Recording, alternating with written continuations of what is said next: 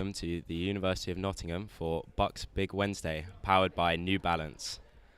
Teams have fought their way through the knockouts to be here today, but it all ends here in Nottingham. I'm Jamie Briggs from the Durham University Fencing Club, and to start with at least, I will be guiding you through women's foil. On the left we have Glasgow, and on the right we have Bath.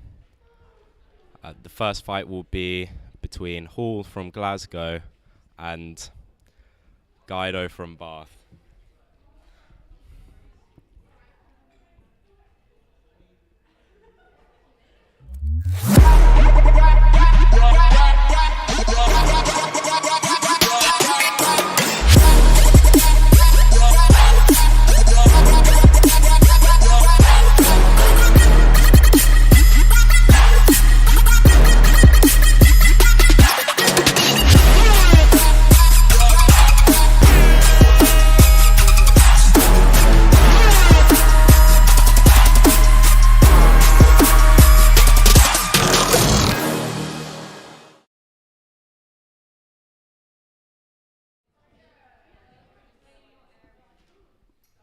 So in fencing, there are three types of fencing: foil, epee, and sabre, each with slightly distinct rules and different swords and different target areas. To start with, we will be starting with women's foil, and so I'll quickly explain a little bit about that. Foil is a point-based weapon, which means that in order to score a touch, you have to hit with the end of the sword. At the end of the sword there's a small button that is compressed, and then when that happens, a light comes up on the box. In order to actually score a point, not only do you have to compress the button on the end of the foil, but you also have to hit on the shiny target area jacket called a lame jacket. If you don't hit on that lame jacket, you hit off target and a white light will come up. But if you hit on target, either a red or green light will come up on the box. If multiple lights come up at once, so say an off-target light on the left and a on-target light on the right, it's not necessarily the person who scores that who gets a point. The way that the lights are then determined is by a rule of priority, which is a complicated thing in times, and perhaps easier explained when actually watching some fencing. But generally the point goes to the person attacking, or if the defender has managed to block out their blade and then hit, the point will go to the person who blocked out the blade.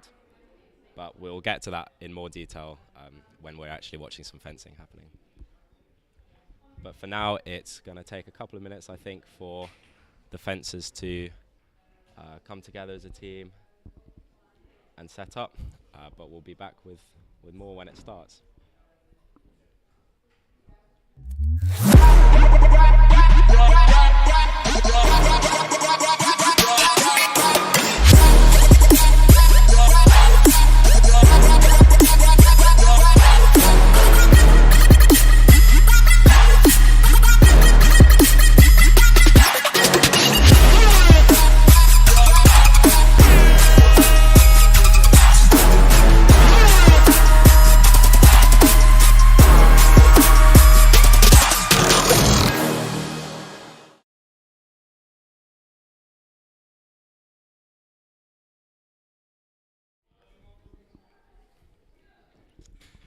So welcome back to anyone who's just joining us, and welcome to the University of Nottingham for BUCS Big Wednesday, powered by New Balance.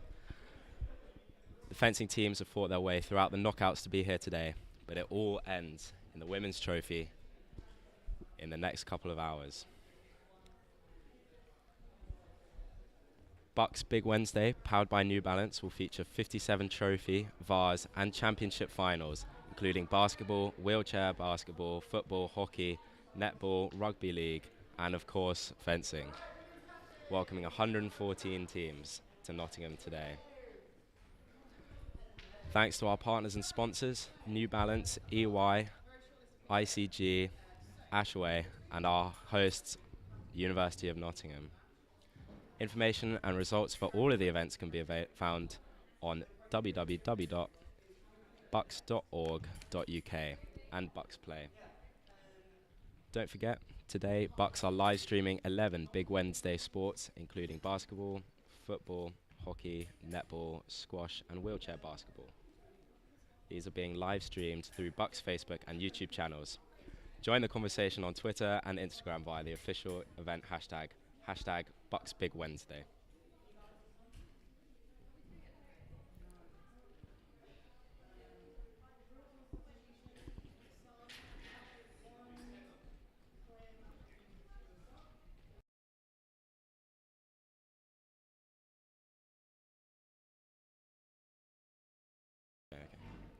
So at the moment, referee Alex Savin will be explaining the rules to both team captains. Fencing has a lot of rules that can be different for individual and team competitions as well. So individual competitions comprise generally of a round of pools followed by knockouts, whereas a team event is very different. Each team will have 3 fencers from foil, epee, and sabre, and then each of the 3 from each of the weapons will fight each of the 3 from the other team. So there's all sorts of rules about substitution and who can come on and when, which are applicable to team events but not to individual events. So that's what the referees will just be explaining to the team captains at the moment.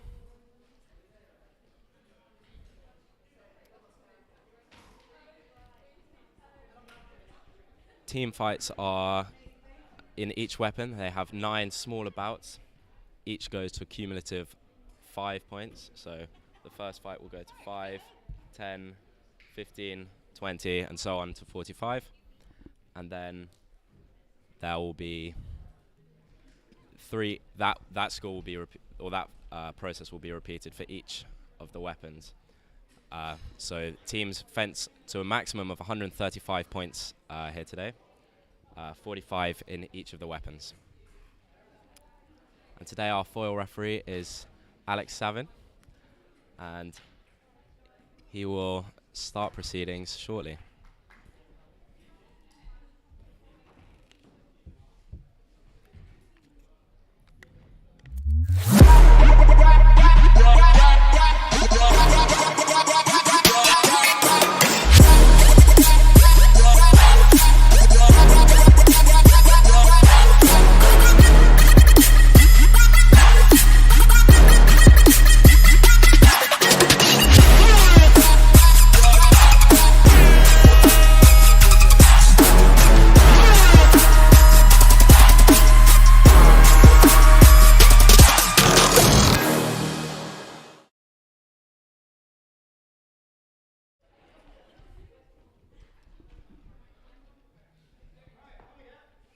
So despite what I said earlier, Bath are actually on the left today, Glasgow on the right, and the first fencers will now be about to plug onto the piste.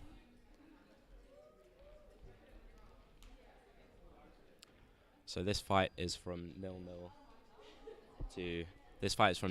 to fight the person who reaches 5 first, or to a maximum of 3 minutes of actual fencing. And then with 9 of these individual bouts comes a cumulative total of 45 in this weapon, which will contribute to the team's final score, which is out of a maximum 135 points.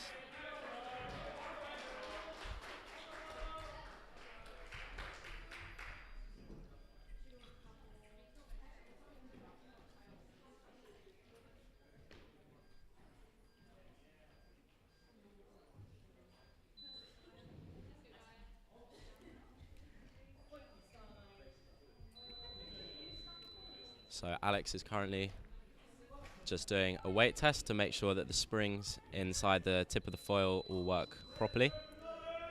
As I said earlier, the foil is a point-based weapon, which means you have to hit with the end of the sword.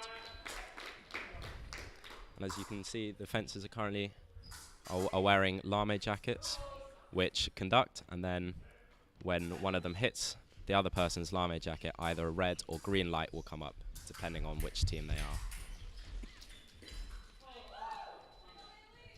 And when something like that happens where the fencer hits off target, so not on the lame jacket, a white light will come up.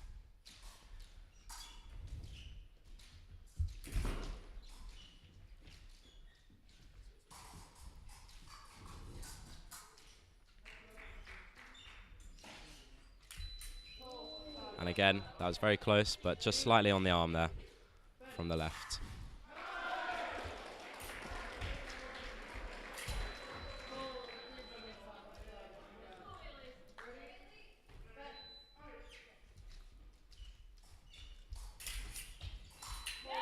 So that's our first point scored to the right.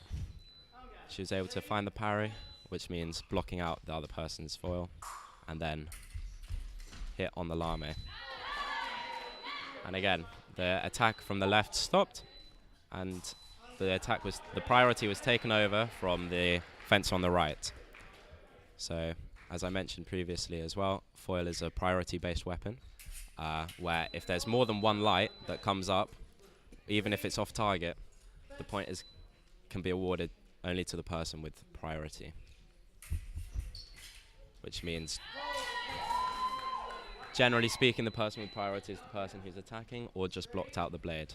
So that one, both fencers missed, and then they both went for a remise, which is a renewal of the attack, and only one of them hit. So it was a point to the right.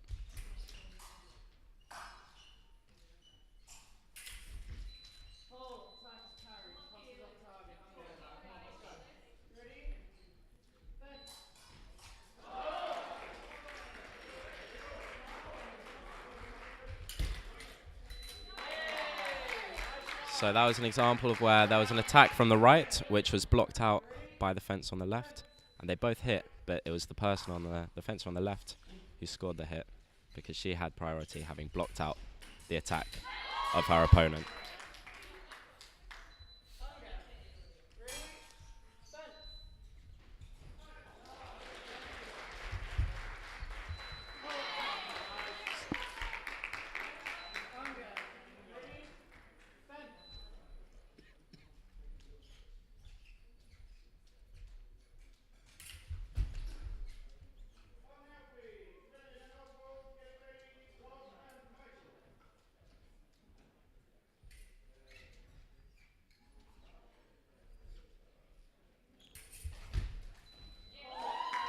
So there's a parry post from the right, and Glasgow take an early lead, 5-2. That's after the first bout. As I said, there are 9 bouts in total, cumulatively to 45. So both fencers now are trying to reach maximum of 10 points or the end of 3 minutes of fencing. So even though Bath are now 5-2 down, they'll still be looking to try and catch up and get to 10 first.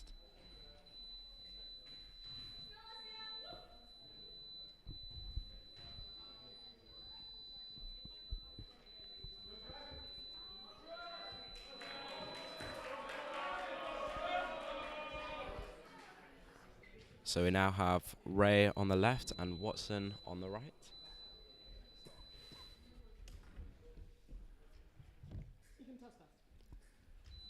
So before each bout, they test the lame jackets are working and their foils are working. Because sometimes, especially when lames get old, you can get dead spots where the foil won't conduct as it should.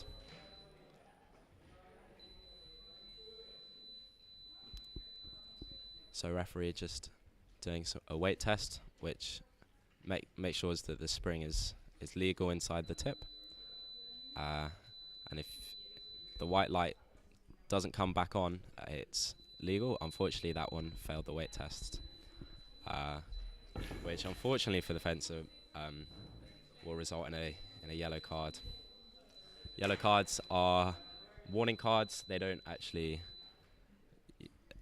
end in any particular sanction necessarily, but if the same thing happens again or a different offence happens again, then it's a red card, which results in a point being awarded to the other fencer.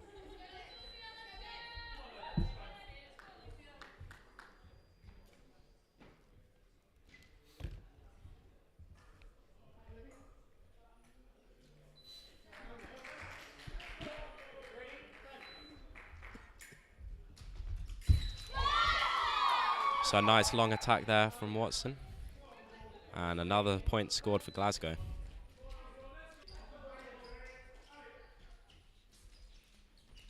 So the Bath fencer on the left just setting up her attack there very patiently, waiting for the moment. But unfortunately for them, Watson managed to hit with an attack again.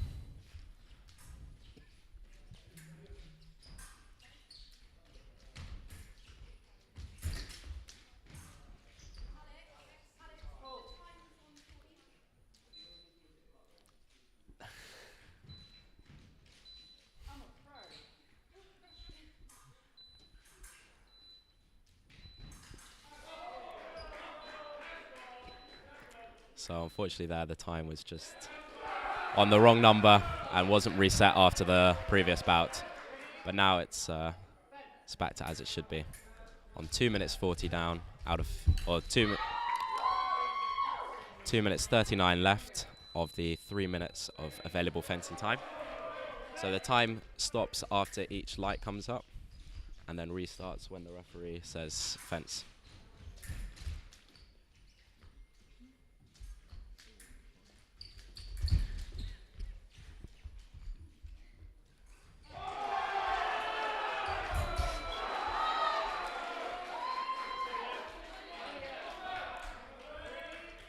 So Glasgow looking to really extend their lead here with some very nice attacks from the right. She was able to find the distance of her opponent very well.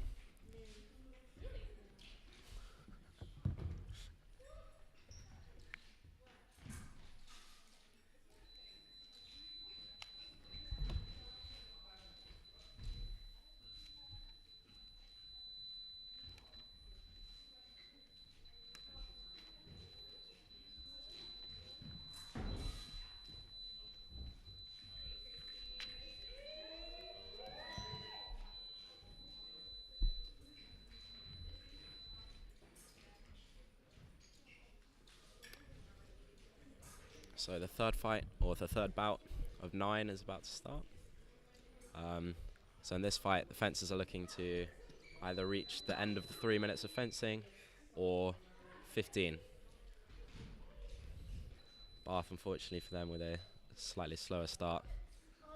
But nevertheless, there's a lot of swing bouts that happen in fencing where momentum can very easily change from one team to the other.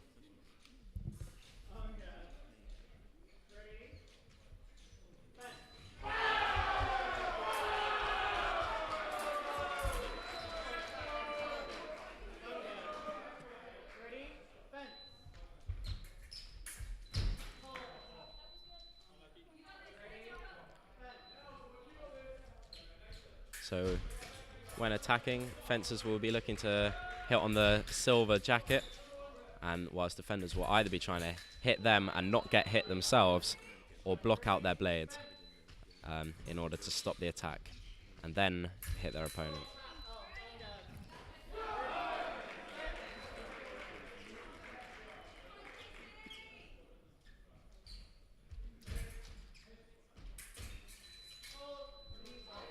As we've seen, there's a lot of restarts in foil where a fencer will hit off target and then the fencing restarts from where they are. When fencers hit on target, they return to their on-guard lines, which are centrally placed in the piece, as they are about to do after another touch from the Glasgow fencer.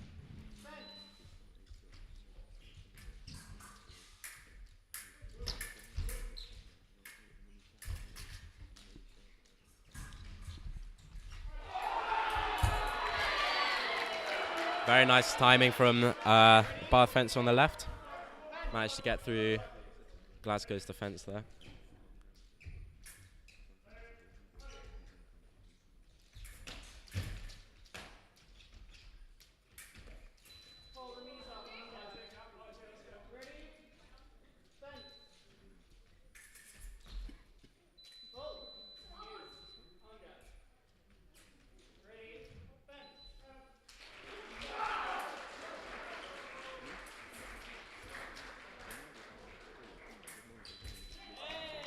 Beat attack there from the left, so the fence on the left there beat the blade of the fence on the right, and to knock it out of the way and then hit.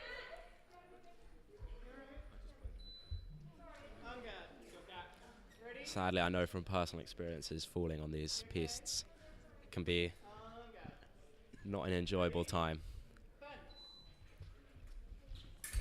So, nice distance parry riposte there from left, especially after a slight tumble on the metal pistes.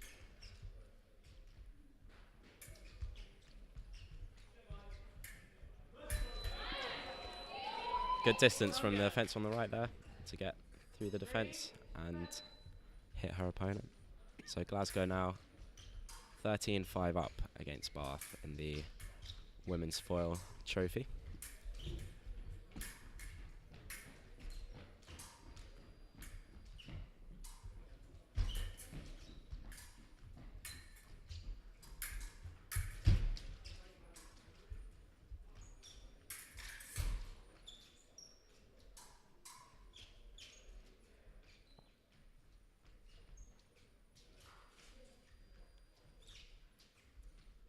So at the moment it seems neither fence are willing to be the first person to close the distance. Both happy to take their time. In foil, it's very important to set up your actions, set up your attacks, and not to rush it. Glasgow now 14-5 with a counter attack from the right.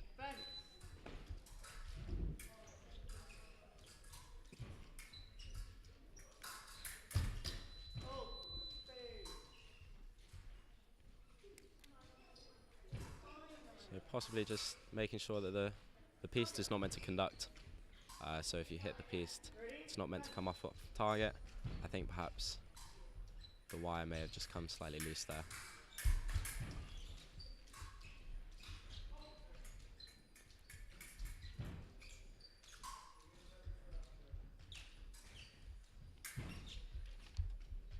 So 20 seconds left of the 3 minutes of fencing time.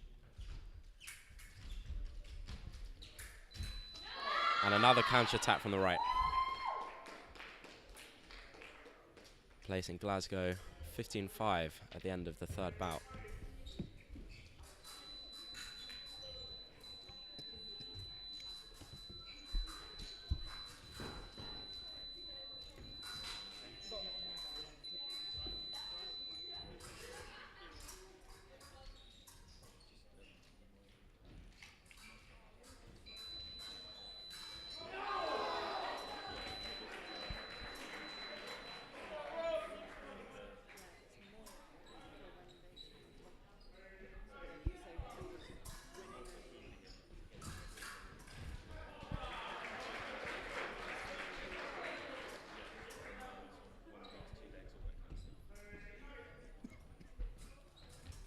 So if you are just joining us, welcome to the University of Nottingham for our BUCS Big Wednesday, powered by New Balance.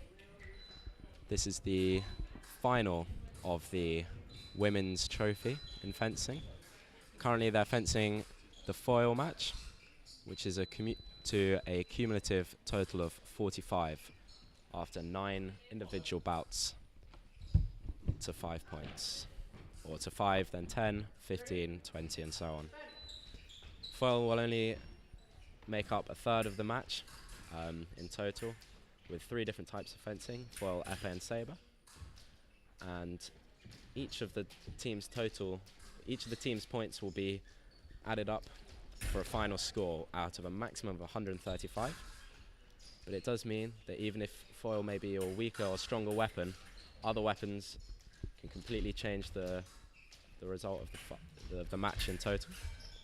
And it does mean that also every point is worth trying to score. Even if you feel like you're far down in that particular bout or that particular weapon, each point counts towards the total.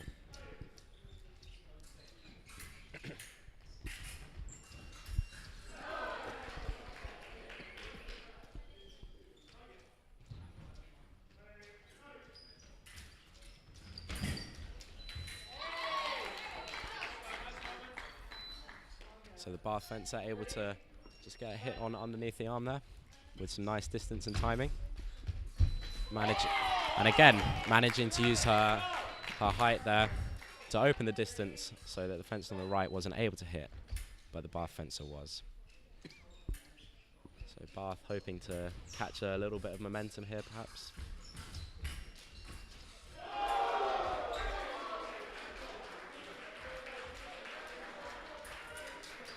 That said, momentum in fencing isn't about speed per se. You know, some of the best fencers start their attacks much more slowly and are very patient, but they can still carry a lot of momentum and get into the other fencers' head a little bit with that.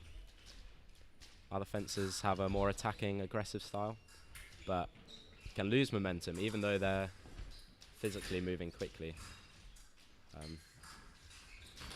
The momentum can be with the other team.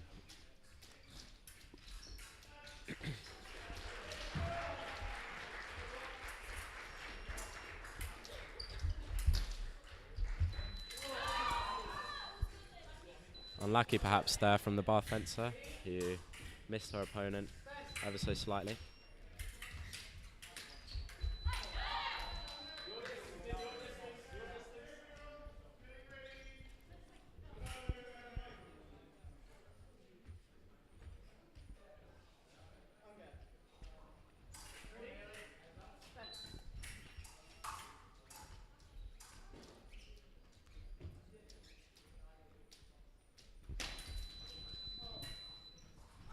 Attack off target there from the Bath fencer, which means that instead of hitting on the shiny lame jacket, she hit off target somewhere else on the body. I think it was on the leg. So no point is scored at that moment. And again, no points scored here, so the fencers reset where they were, rather than returning to on guard lines in the middle of the piece.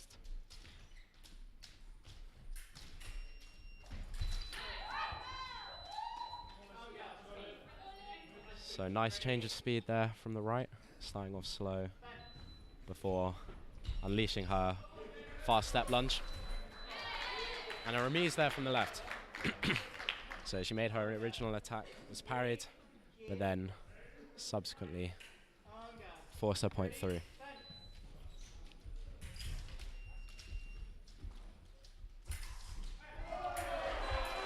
Ooh. Nice distance. Able to just push back the Glasgow fence a little bit and then hit and open the distance so that she couldn't get hit herself. Could prove to be an important match for Bath here. Although finished off by Glasgow, 29.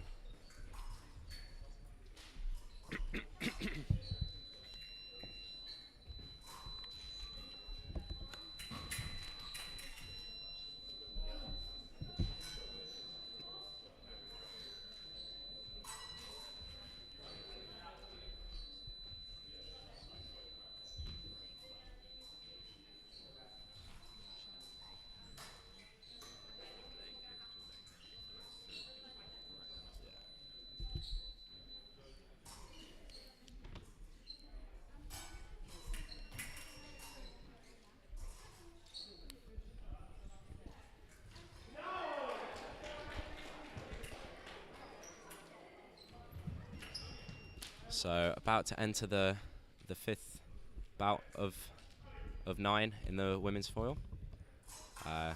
The final 3 bouts, generally speaking, are quite evenly balanced between the teams. Teams tend to place their best fencer last in a hope of a comeback or to stop a comeback from happening. And generally speaking, their second best fencer goes penultimate and third best fencer goes third to last. That's not always the case. Often it's important for teams to they change the order slightly, so they have one of their better fencers trying to fence one of the opponent team's one of their worst fencers, because that can carry a lot of momentum into the final couple of bouts. But generally speaking, the last 3 fights should be fairly evenly balanced. So bouts 7, 8, and 9 can be quite even, which means 5 and 6 are the last couple for big swings of points. But the last 3, that can definitely happen as well.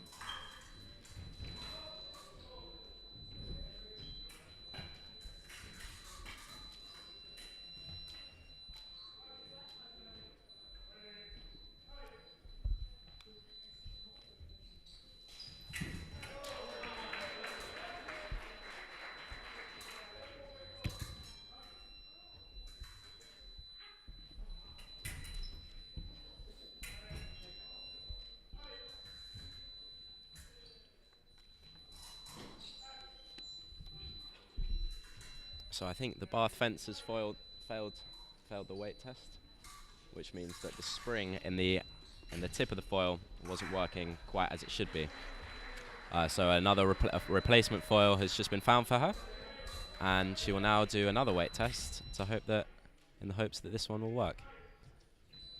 So if the white light comes off, as it has, she's passed the weight test, but unfortunately, failing the weight test is punished by a yellow card. Yellow cards are sort of warning cards. Unfortunately, she came without a spare foil to the piece, which gives her a second yellow card. And with 2 yellow cards comes a red. And so a point is awarded to the fence on the right.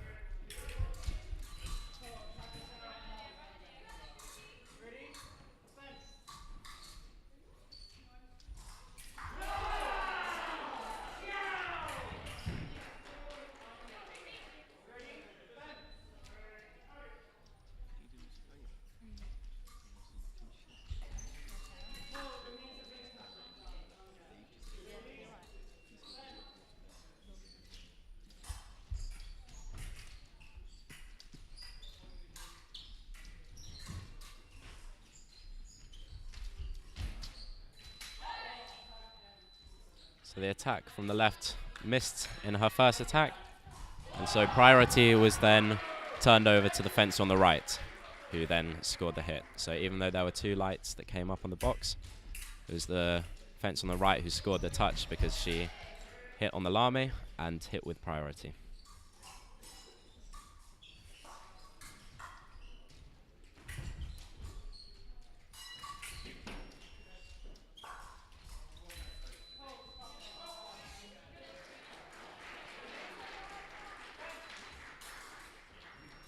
So in this fight, both teams will be ideally looking to score or reach the score of 25. But it can be important not to rush and try and achieve that score prematurely. So each point you take as it comes, really. Especially in a team fight like this, where all of the points across all of the bouts and all of the weapons are added together. So every point counts. No matter how far behind you think you are in that particular weapon.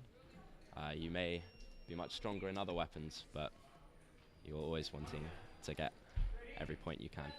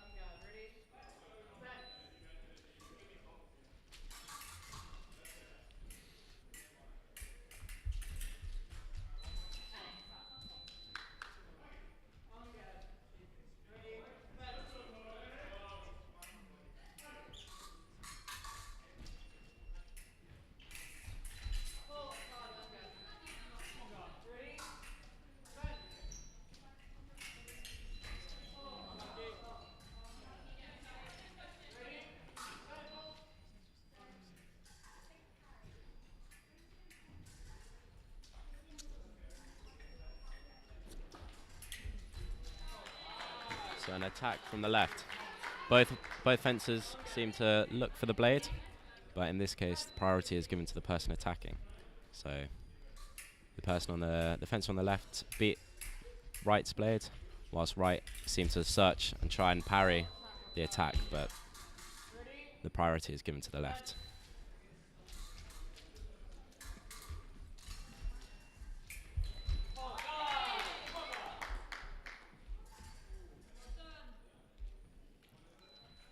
Parry riposte there from the right.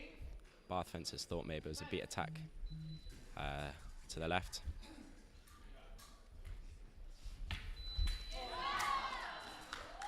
Counter attack there from the right. At the moment where the fence on the left pulled back her arm slightly, the fence on the right was able to take advantage of that hit and then open the distance so that she's too far away to get hit.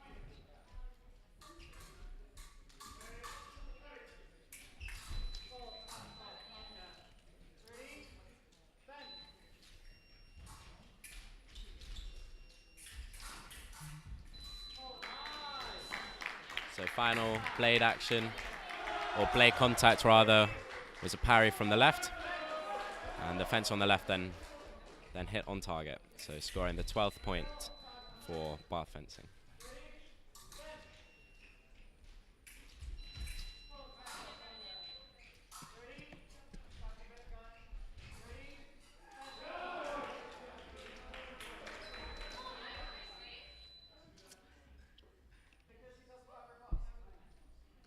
Attack parry post to the right there.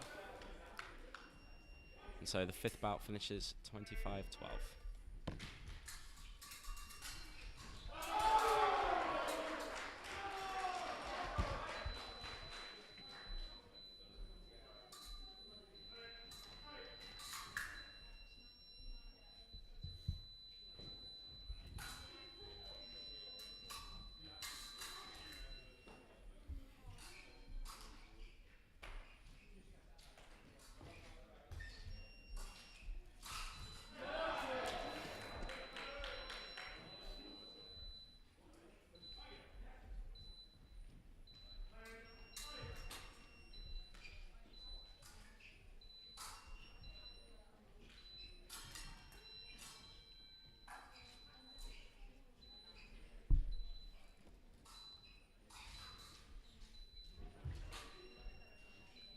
So referee Alex Savin just resetting the score after it was erased, I guess, to 12-25 to Glasgow.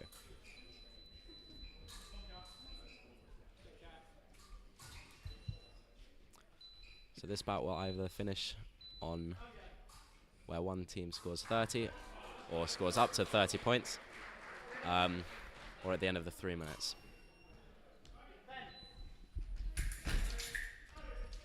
So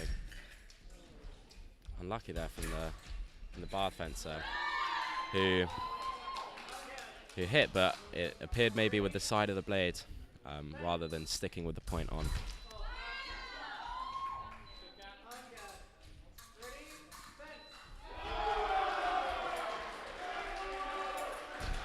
Perhaps a little bit of urgency just coming into Bath's fencing.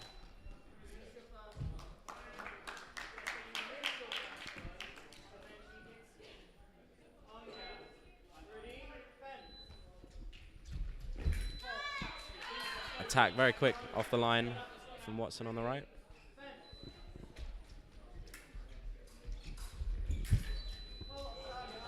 This time her attack was parried and hit off target. It looks like the piece is conducting again, so the wire may have just fallen out.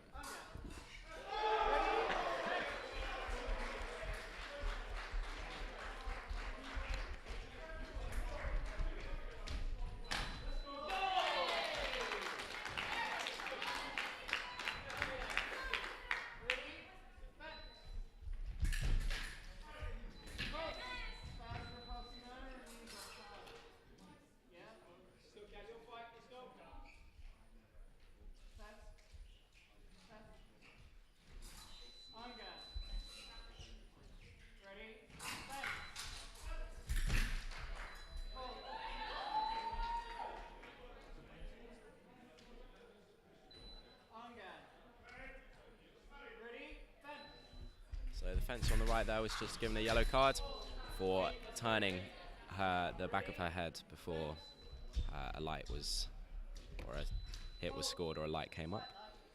It's a safety thing really, but yeah, yellow card, as we said before in this match, is a warning card.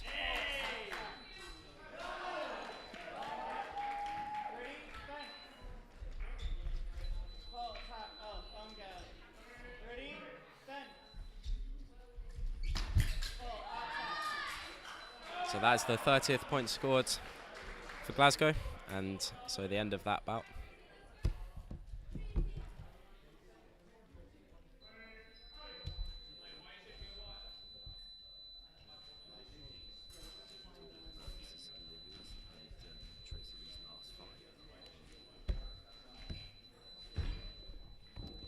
So now going into the final 3 fights.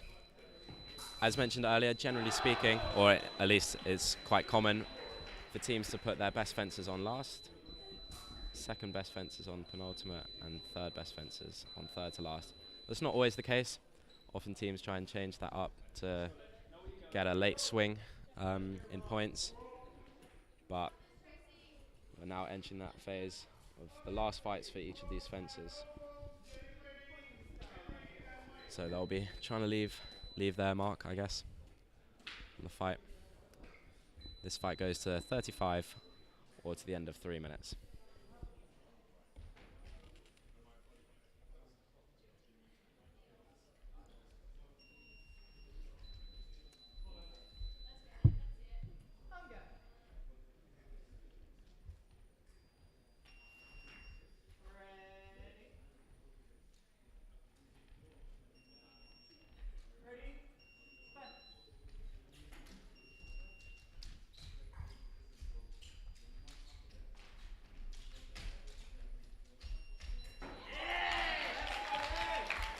Attack through on the left. Brings up half of Glasgow's points in the foil. But as I've said before, not necessarily something to be particularly worried about at this point, with both Epee and Sabre left to go.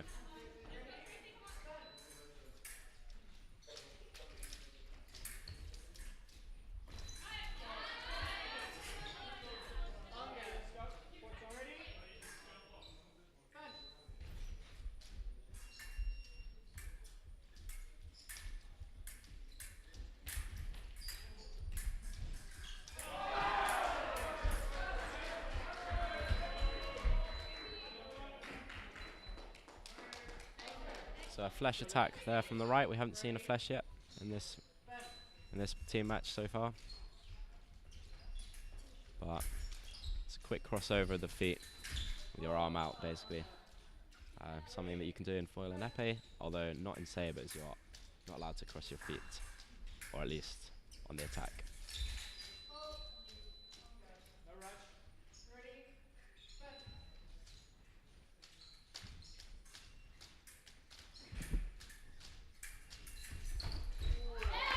So that time the flesh failed. It was parried off by the bar fencer, who then hit on the remise of her riposte.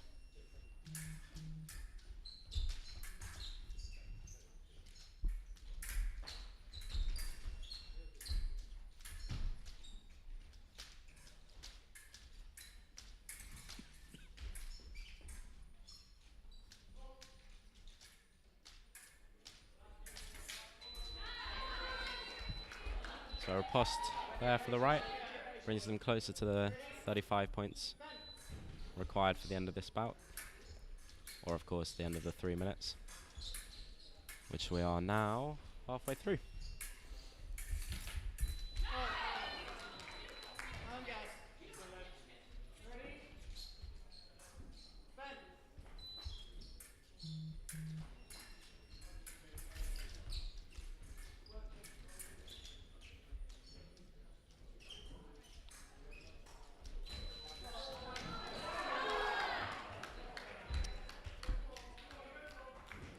So that's these fences' last foil fights at least, although we may see both of them at some point return. I'm not sure exactly what the Epee and Sabre teams are, but we could see both of them return in later bouts. But that's it for their women's foil.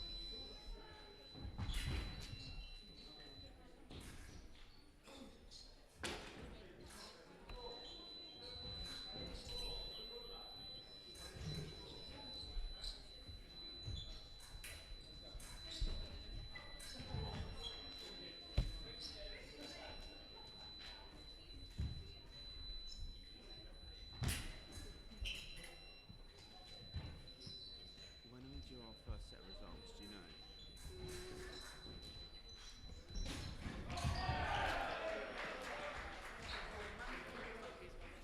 So again, this bout will be these fencers' last bouts of their women's foil final for the trophy today.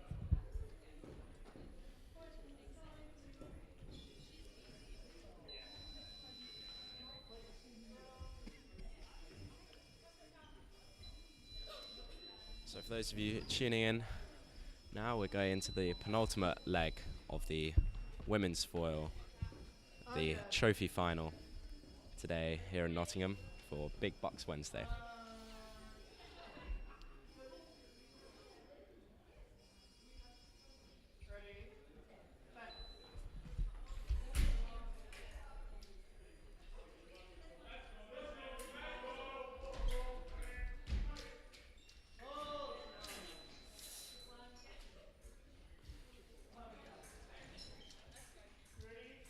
So referee Alex Savin just calling halt there because the fences came a little too close for his liking at that point. Fencers are allowed to close the distance as much as they want really, unless they make physical contact. So despite fencing being a combat sport, it's also a non-contact sport. And fencers can even be carded for deliberately closing the distance and knocking into the other person, but it's recognized that it can happen quite easily by accident as well. So as long as the referee doesn't think that it's malicious or to avoid being hit, the fencer is safe. Or safe from cards at least.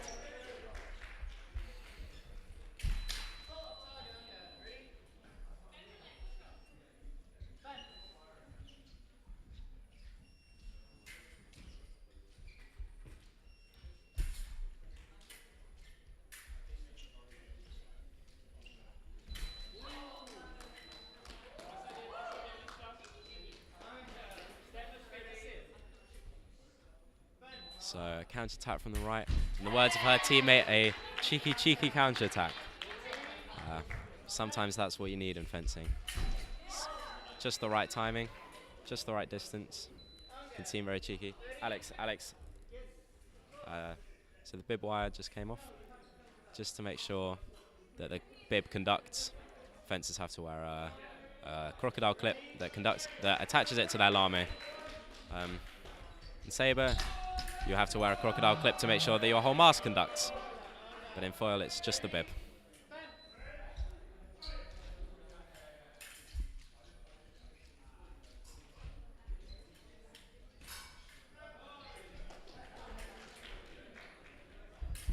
I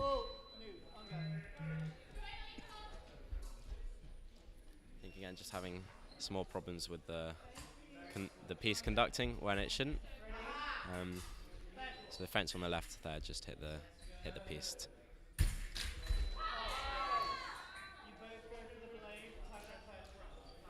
So Alex just explaining that when both fencers go for the blade, so the fence on the right there went for a beat attack, whilst the fence on the left looked to parry riposte, the priority is given to the person attacking. So the beat attack gets priority in that situation when both lights come up. And so despite the fence on the left doing a good parry riposte, point was given to the fence on the right.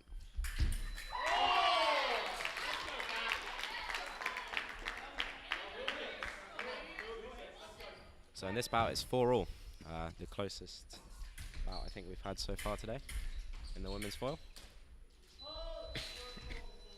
So again, Korakor was called there before the light came up, which means that the fences were too close for Alex's liking. So a beat attack there for the right brings the score to 20-40, going into the final leg.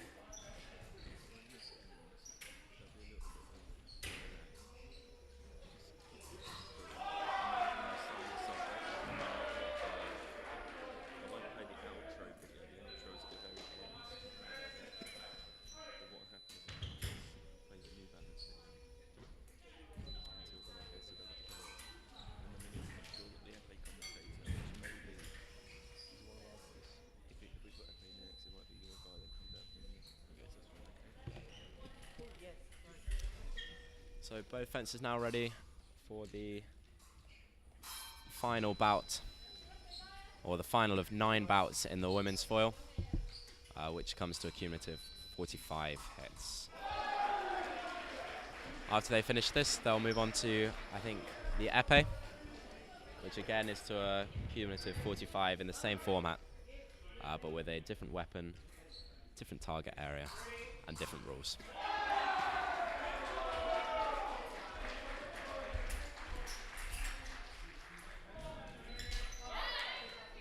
So a slow attack there from the right.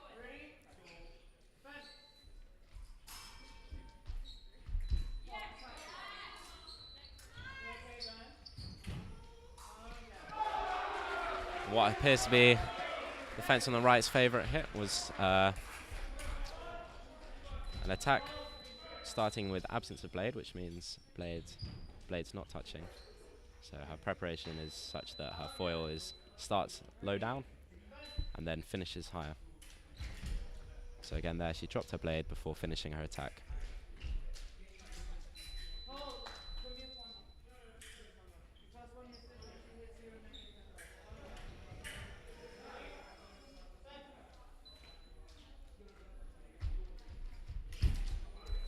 There's the attack again. I think something just went wrong with her foil or wire because she didn't hit anything, but white light came up.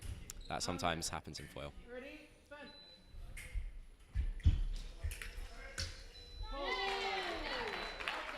So remise there from the left.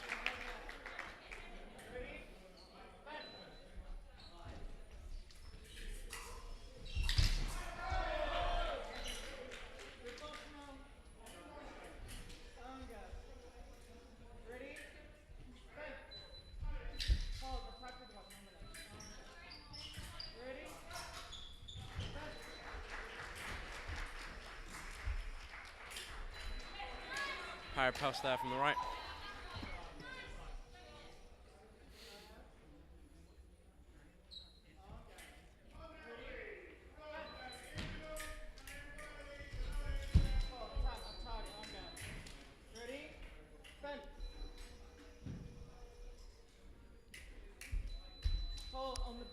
Again, wasn't an actual hit there, but an off-target light.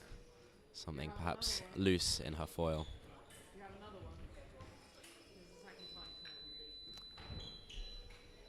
That's the second time. Referee just asked if she had another foil, which she's now collecting from the back of her piece.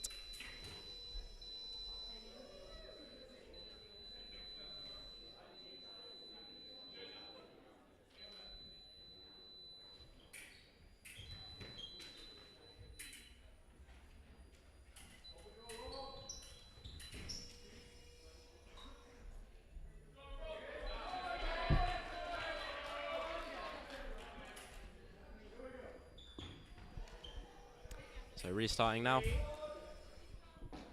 with 2 minutes and 12 seconds left in this final bout of the foil women's trophy final.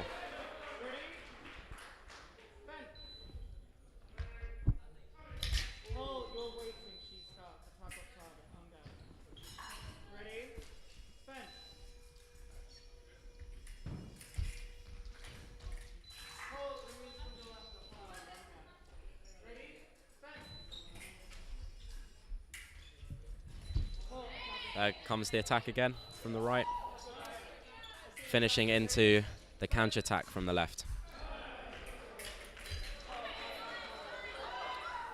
A parry post from the right finishes 21-45 to Glasgow in the first of 3 weapons in their campaign to win the women's trophy.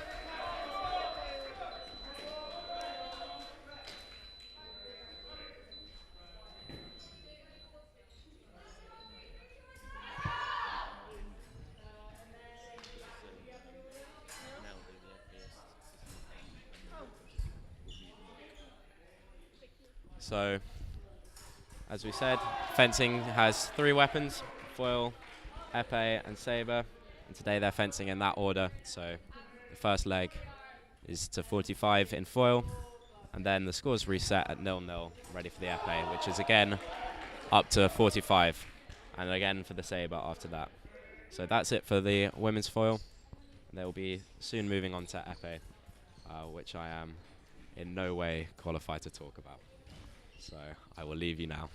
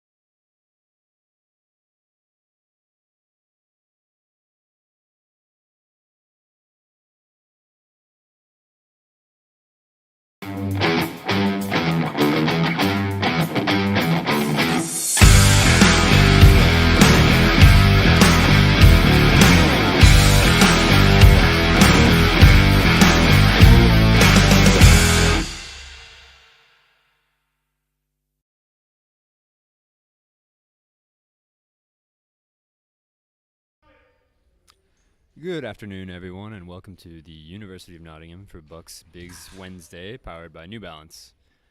We will be continuing the women's final in the Epee rounds after the men's final completes. The first round of the men's final completes. BUCS Big Wednesday, powered by New Balance, will feature 57 trophy, vase, and championship finals, including baseball, wheelchair basketball, football, hockey, netball, and rugby league, welcoming 114 teams and 300 players and 50 officials. Thanks to our partners and sponsors, New Balance, EY, ICG, Ashaway, and our hosts, University of Nottingham. Information and results for all of the events will be available from www.bucs.org.uk and BUCS Play. Don't forget, today BUCS are live streaming 11 Big Wednesday sports, including basketball, football, hockey, netball, squash, and wheelchair basketball.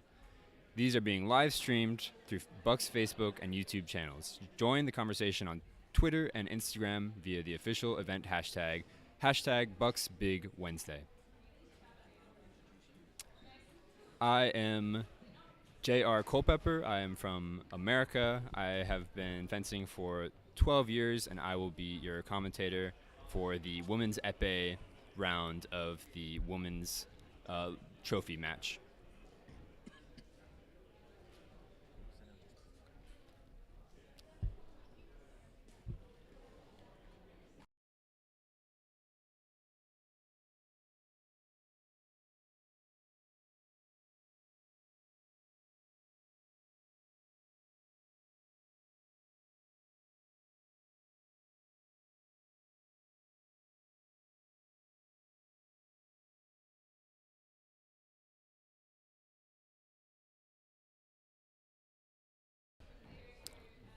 The women's epee will be beginning shortly. You've just been watching the women's foil. The differences between epee and foil are as follows. They both involve stabbing and the hitting with the tip. However, foil, a hit only counts if you hit them on the torso or the gray part, and an epee, anywhere on the body counts as a hit. So from the head to the toe, you'll see foot touches are very often a strategy employed by fencers. It is the most stylistic weapon. There's a lot of variances in style and personality in the epee. It is also considered one of the slower ones because defense will have a little bit of an inherent advantage in epee since there is the full body target. This match will be going to 45 points, and there are 4 fencers on each team, 1 substitute, and 3 fencers. Each will be going to 5 points or until 3 minutes runs out.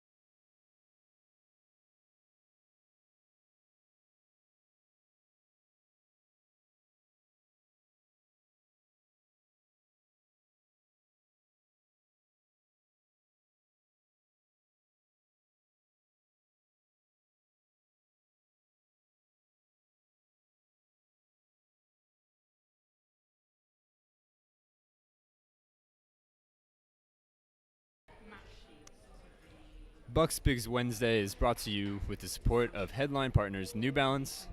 New Balance are spelling event merchandise including a winner's range. Make sure you visit the BUCS shop on the BUCS website to order online and get yourself some brilliant new merch to celebrate you reaching the finals.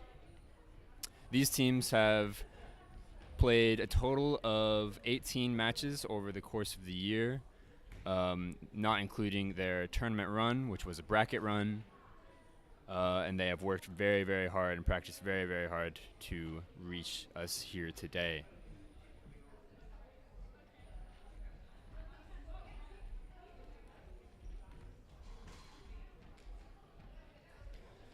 Thank you again to our sponsors, New Balance, EY, ICG, Ashaway, and our hosts, University of Nottingham. We will be beginning shortly. They're just hooking up and setting the piece to the Epee settings, and checking their weapons one last time.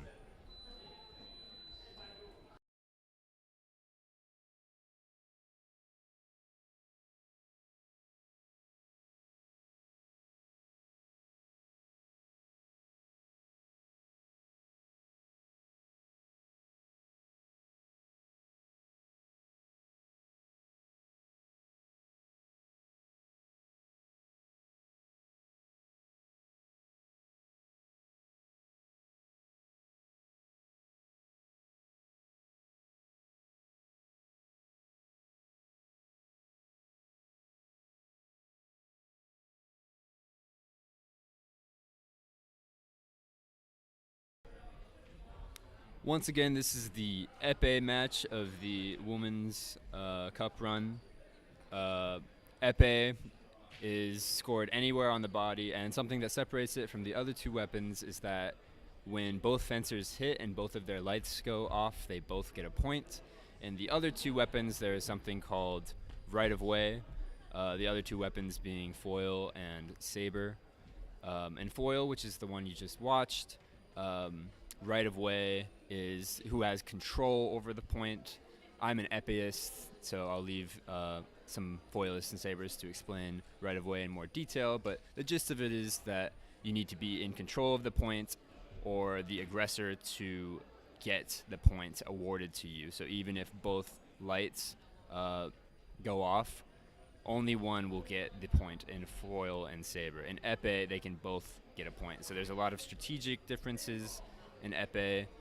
You'll see fencers be a little bit more defensive and maybe go for some doubles to run the score up, and then let one of their teammates come on and maybe have a better shift against one of their opponents.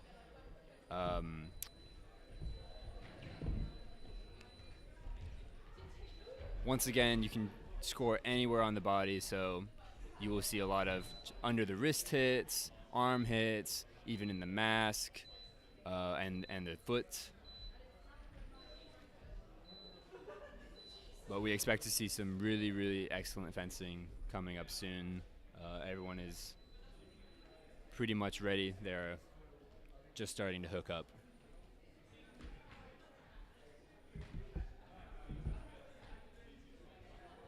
Thanks again to our sponsors, New Balance, EY, ICG, Ashaway, and our hosts, University of Nottingham.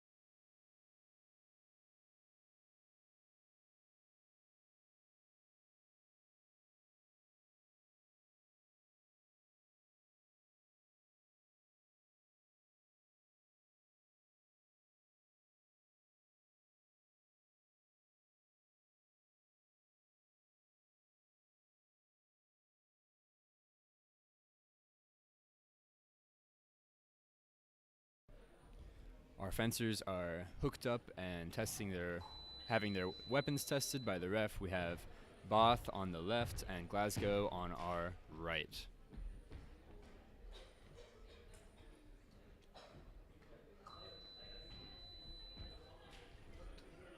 They seem to have both passed, and they're testing their bell guards now to make sure that part of the sword doesn't go off if it is accidentally hit by an opponent.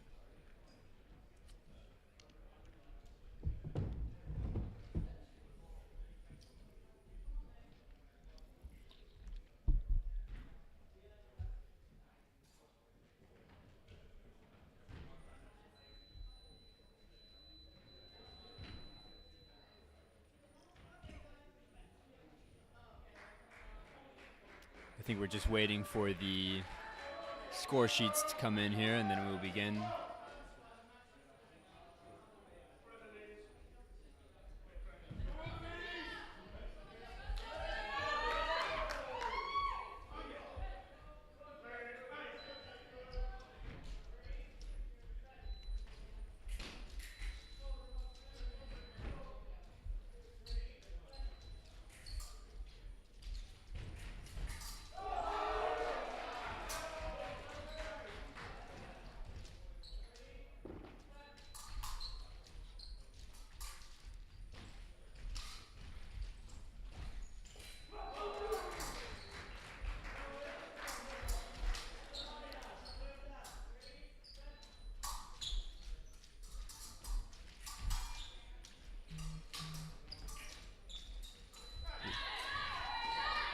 And a double hit to start off the match.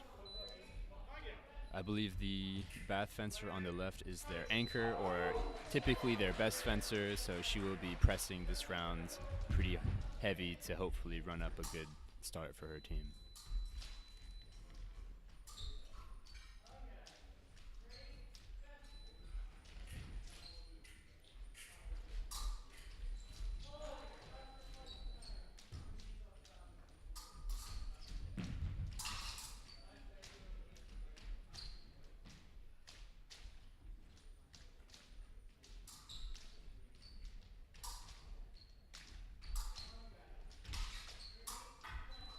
And the remise. Excellent flesh remise from Sadler.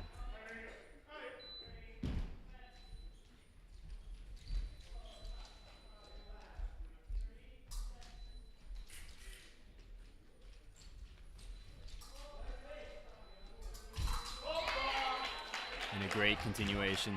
You can see her little preps by Sadler are very, very effective in making the opponent fencer, Sophia Kalimgis.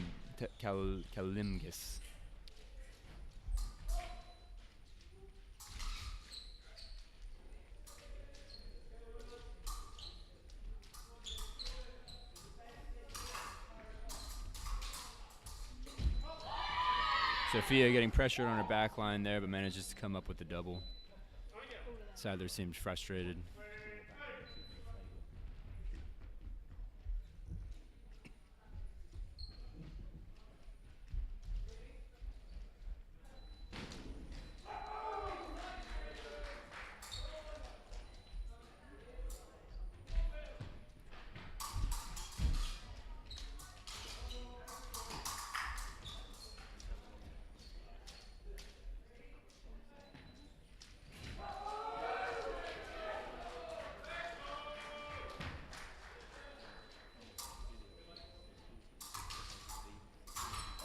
Excellent from Sadler. Very, very on the blade, aggressive style.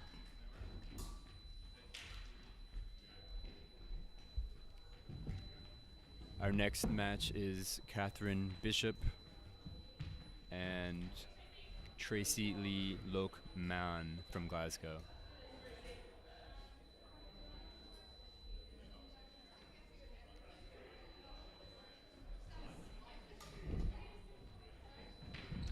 Lokman is the anchor for Glasgow.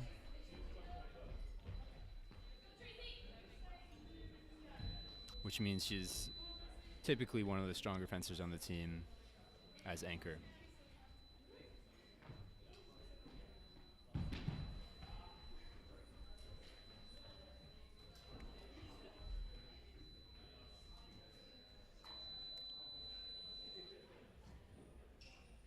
If you've never watched fencing before, they are testing the weights of the tip to make sure that they are both standardized so they don't go off too early or too lightly.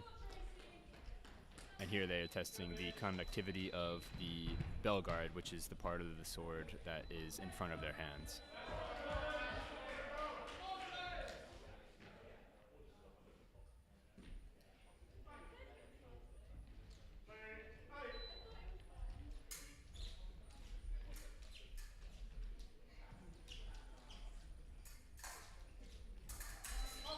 Excellent pick from Lokman. Lokman using a French grip, which means she holds it a little further back. It's a little bit more precise and you get a little bit more reach from it, while Catherine Bishop is using a pistol grip.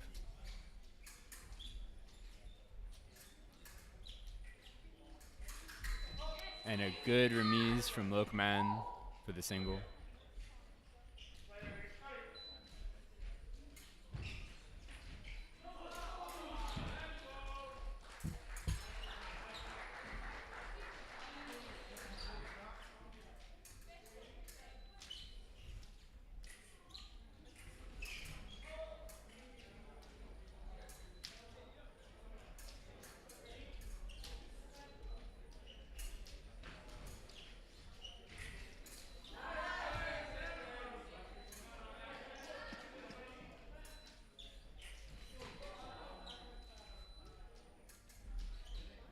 Lokman trying to draw her opponent out. Excellent hit, hand touch from Catherine Bishop. Bishop is a lefty, which changes the angles that are required to fence.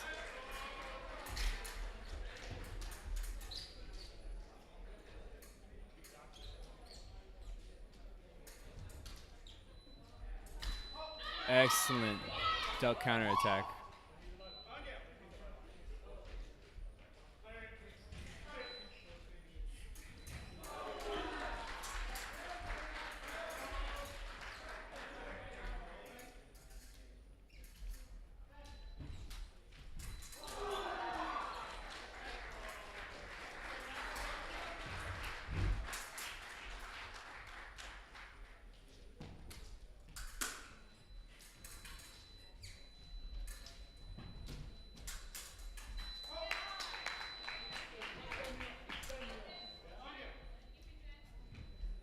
Catherine pushing her opponent down to the end of the strip where she has slightly more of an advantage.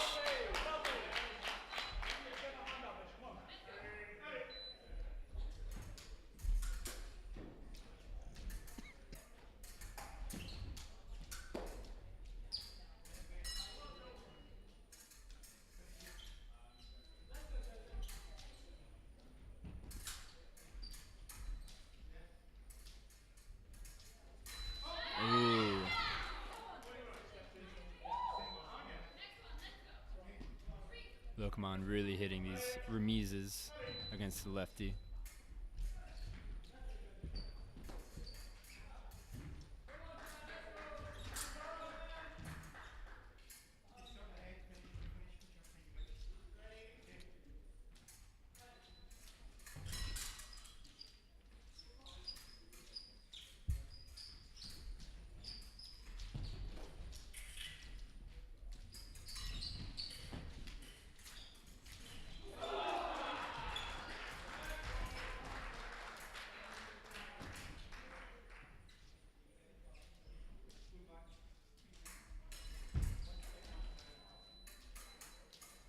Lokomon on her back line.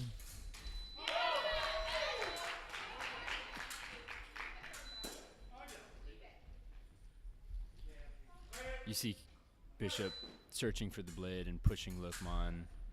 One of the downsides of a French grip is that you lose a little bit of strength for on the blade actions. So it's to the pistol grip lefties, Catherine Bishop's advantage to push and search for that blade and go through with an attack.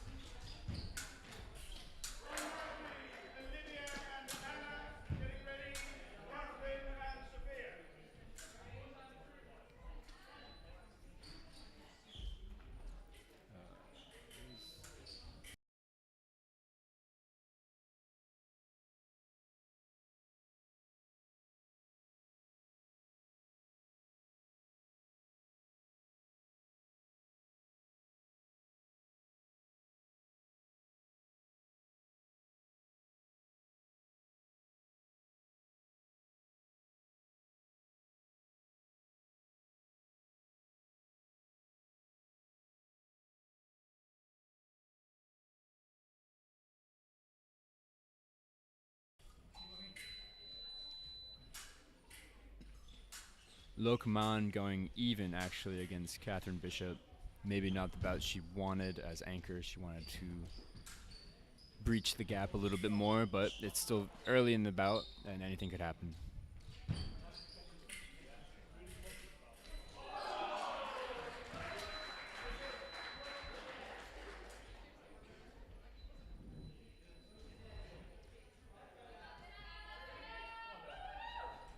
Up next we have Olivia Ray on the left from Bath and Anna Gonzalez Velez from Glasgow.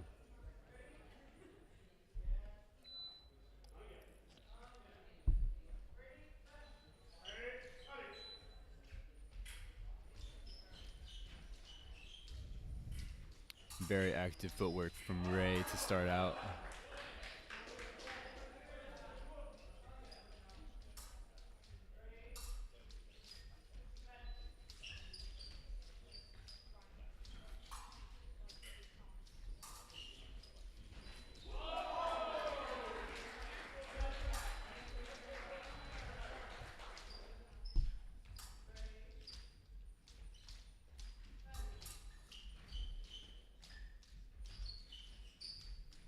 A lot of pressure from Ray. I'd expect a flesh soon.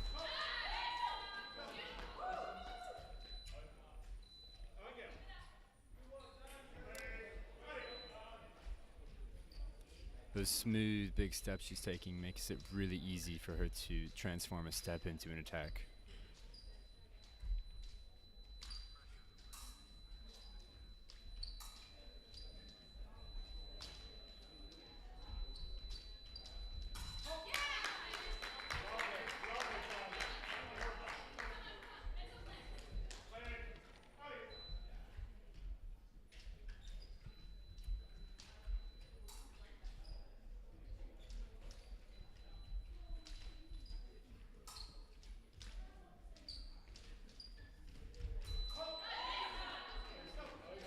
And a double hit. Bath are behind overall in the bout score, including the foils, so they will be wanting to push the spout and make up some of that deficit so that their Sabre can have a good chance to take the match.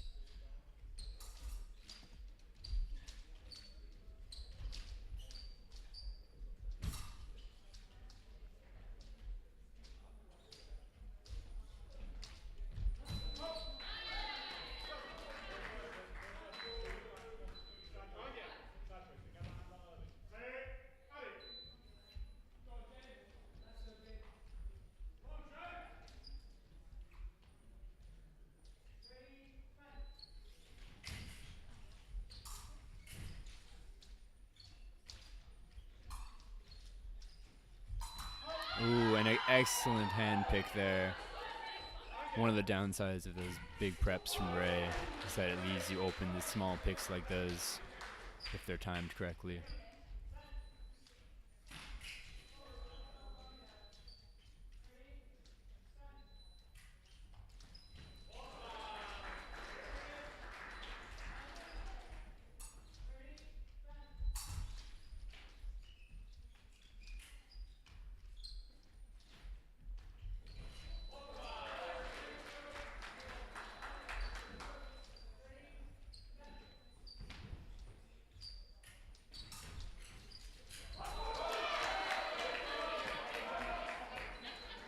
Ray expertly drawing out her opponent there.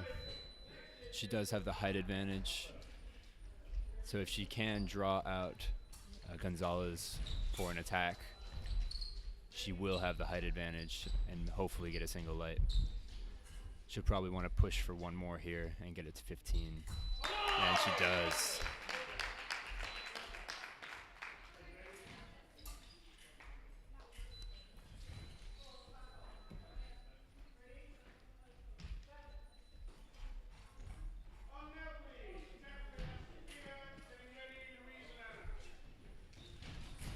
Up now we have Catherine Bishop again, the lefty from Bath, and Sophia Kalimgis from Glasgow.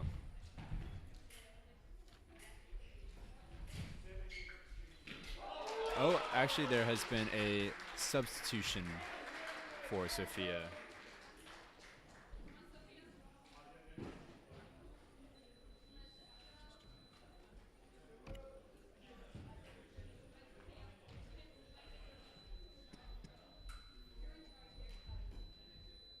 If you're just joining us, this is BUCS Big Wednesday, powered by New Balance. Thank you to our sponsors, New Balance, EY, ICG, Ashaway, and our hosts, University of Nottingham. Information and results for all events will be available from www.bucs.org.uk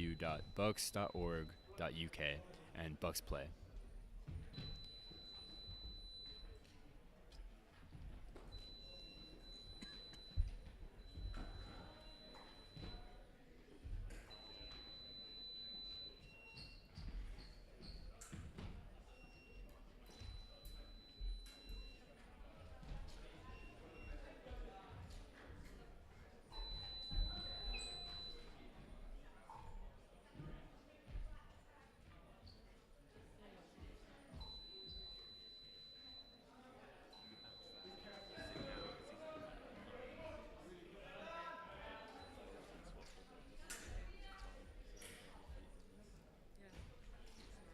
It looks like there was a substitution, but not for this bout specifically. When the match sheet comes in, we will give you more information on that. But for now, it is Catherine Bishop and Sophia Kalimgis.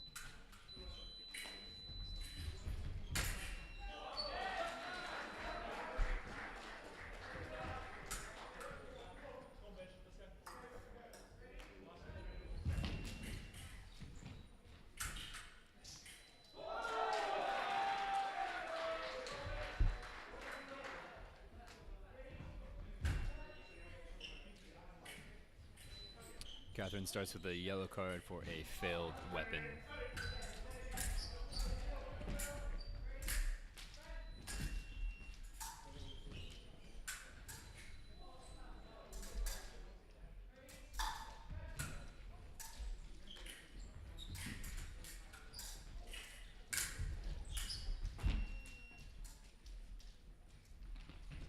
Very calculating bout so far from both.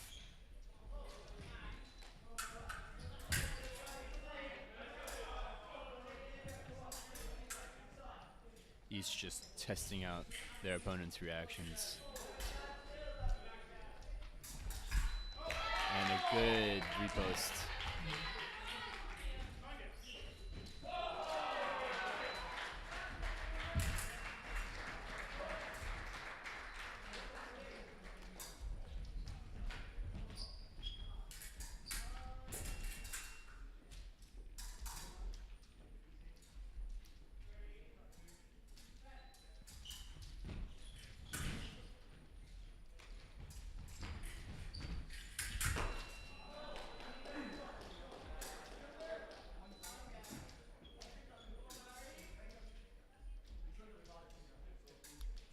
A lot of pressure here coming from Catherine.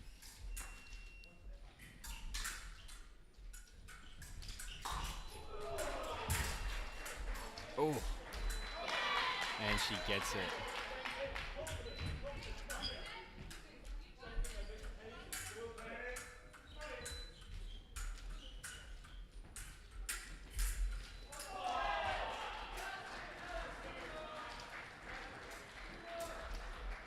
Catherine trying the same relaxed, pressure forward style. Let's see how Sophia will deal with it.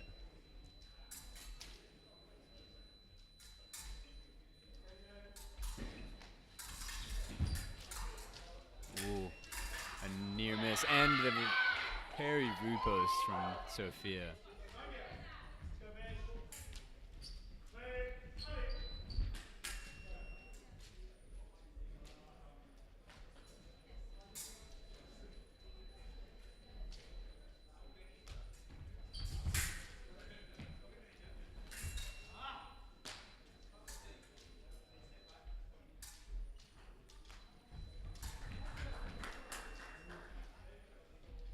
Catherine trying the same plan again.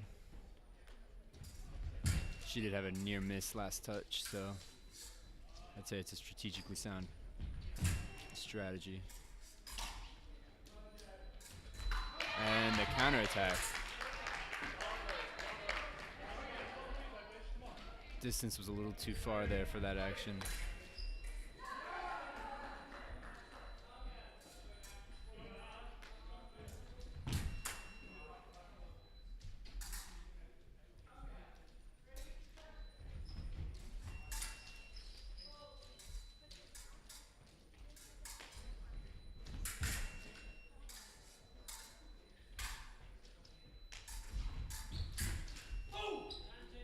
5 seconds left.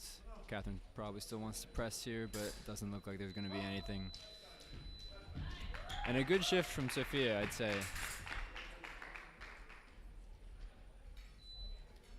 Glasgow, after winning foil, really just wants to keep their lead as much as they can.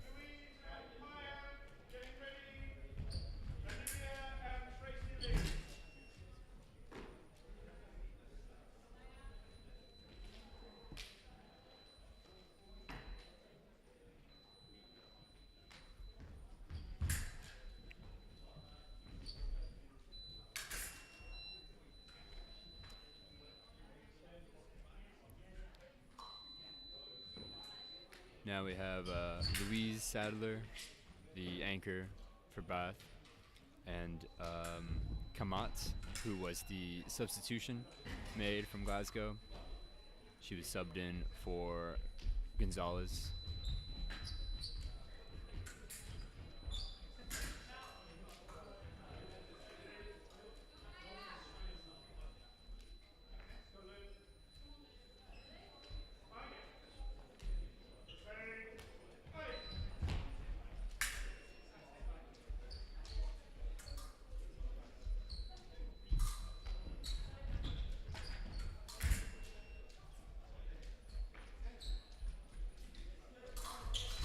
Oh,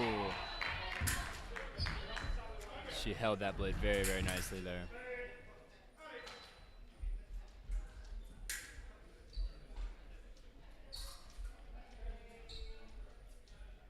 Sadler aggressive as ever. Ooh, narrow miss.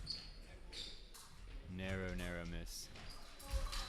And the good remise through from Maya Kamat.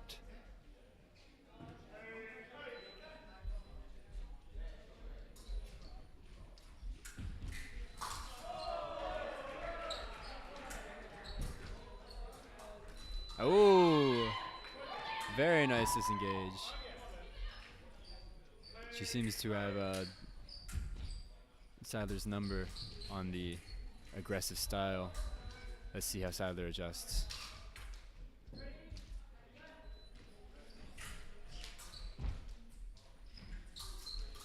Ooh.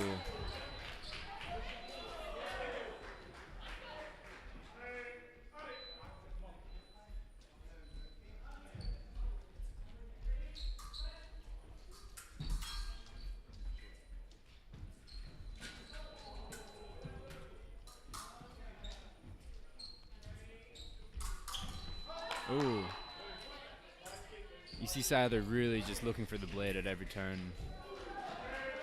And if she gets out that extension from Kamat, then that's when she's getting these points. Oh, and a very nice flesh from Sadler.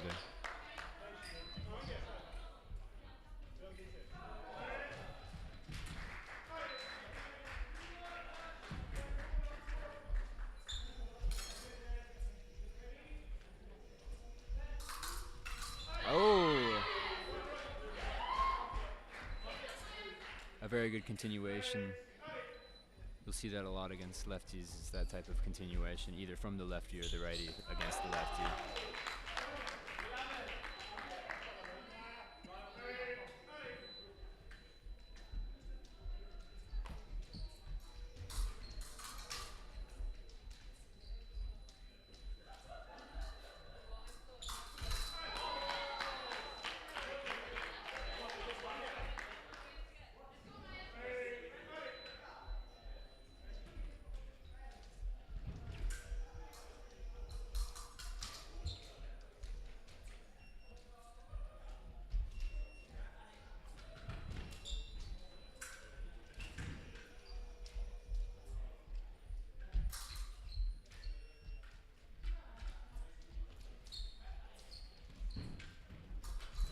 Oh, excellent timing there from Sadler for the leg hit.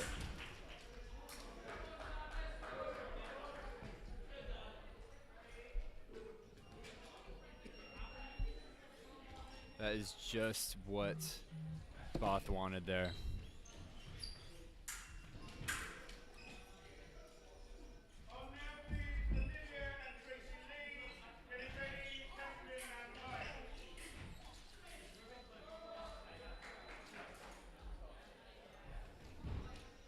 Up next we have Ray and Lokman. Lokman attempting to close the gap and catch up a little bit.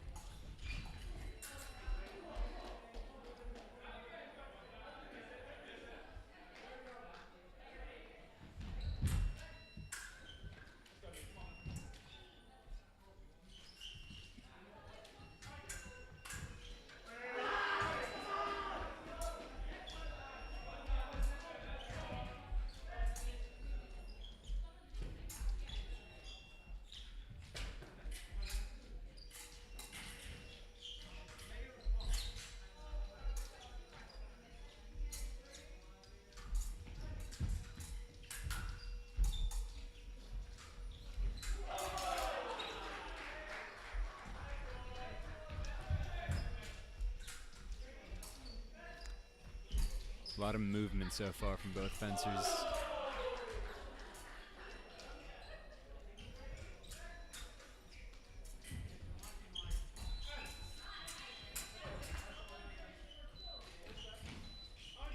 This will be a tough bout for Lokman since Ray is so active with the feet and also has a height advantage. The French grip is a little bit more nullified. She's going to have to work really hard with the feet and try to find openings in Ray's footwork to attack.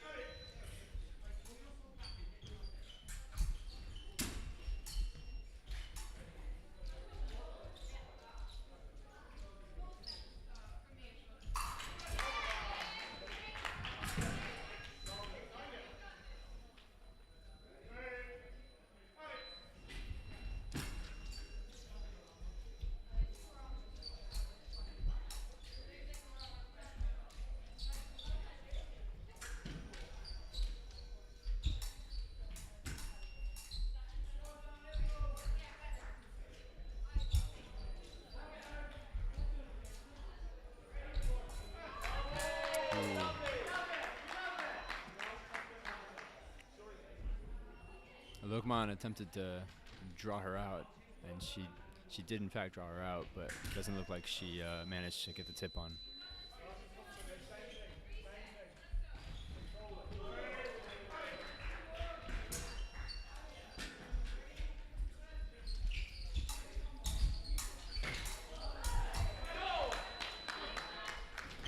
Very good shift from Ray, holding the line.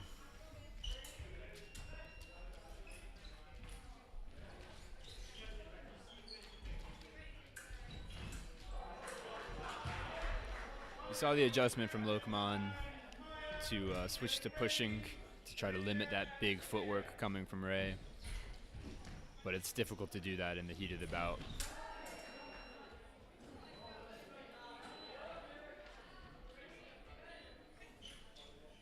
Next we have Catherine Bishop and Kamat, the Scottish fencer. You'll see all the fencers are repping their patches on their arms and their legs. Lokman, who we just saw, was a Hong Kong fencer, and Ray was a South African patches, I believe.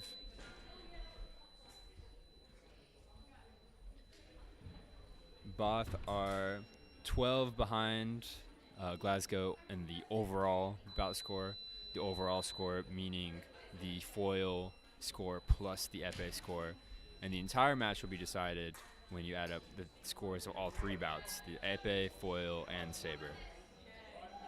So if they can close the gap a little bit more here, it will be an even playing field by the time it gets to Sabre. It's still anyone's game.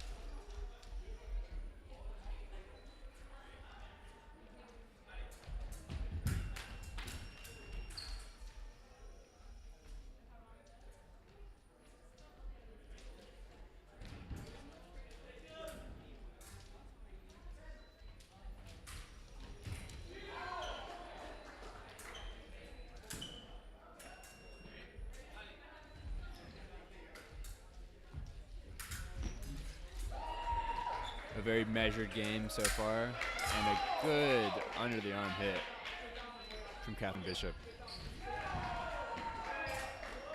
You'll see her just get the reaction from her opponent over and over until there's a good opening. But the downside of that strategy is that she can get caught on the prep sometimes, like you just saw. Kamat does have the height advantage.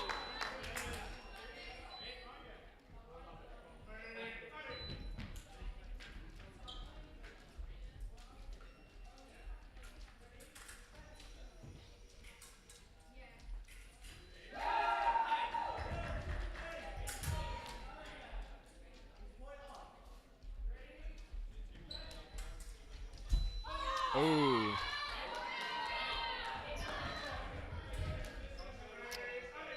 Kamat scoring on those very long, aggressive lunges.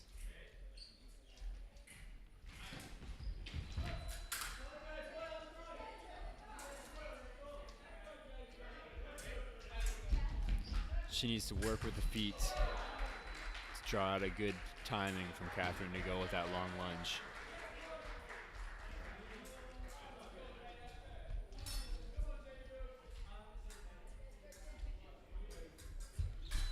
Very, oh well, I thought that was a single.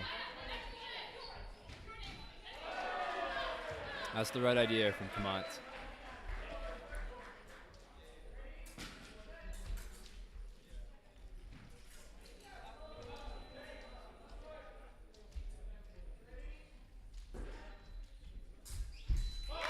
Excellent drawing out. You see the adjustment from Bishop. She knew Kamat was looking for that lunge.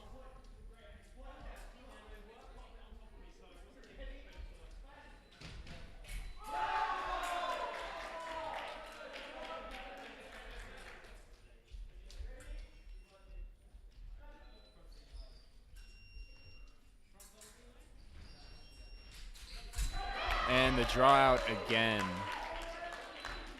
Excellent strategic adjustment by Catherine there.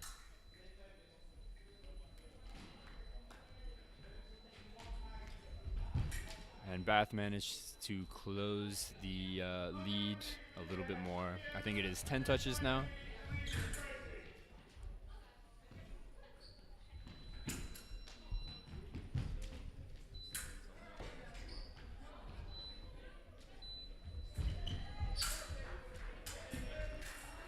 Up next, we have Olivia Ray, the South African striped fencer, and Sophia Kalimgis.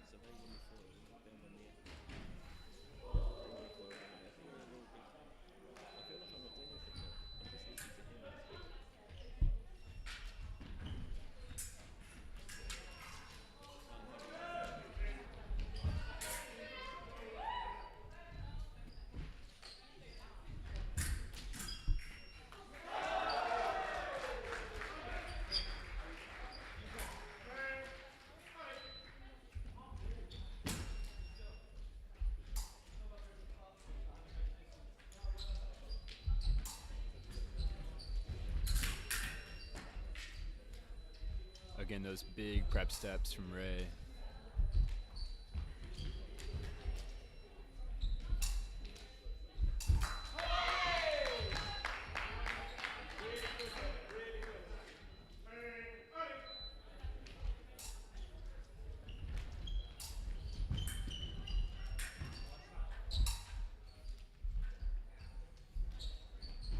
Columbus trying to close out the space.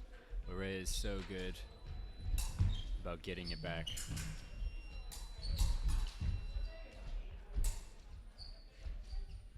Plenty of space on the piste.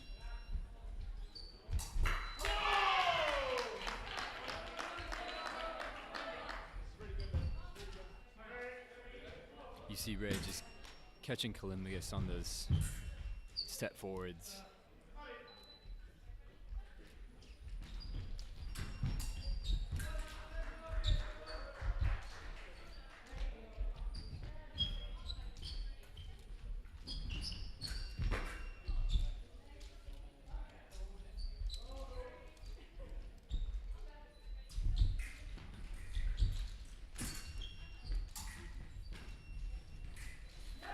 Columbus wants to press, but she just always needs to be aware of the constant threat of Ray's beat attacks and lunges in because of the way her footwork is.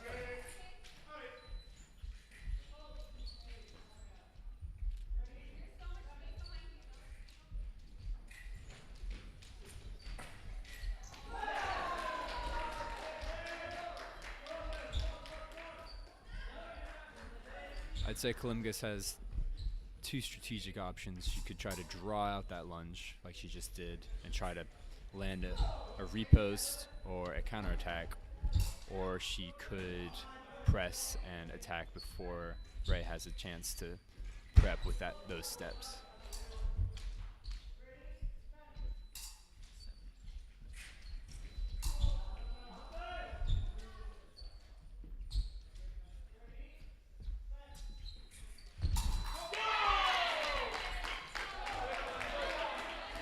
With these 4 touches, Bath are only 6 touches behind overall.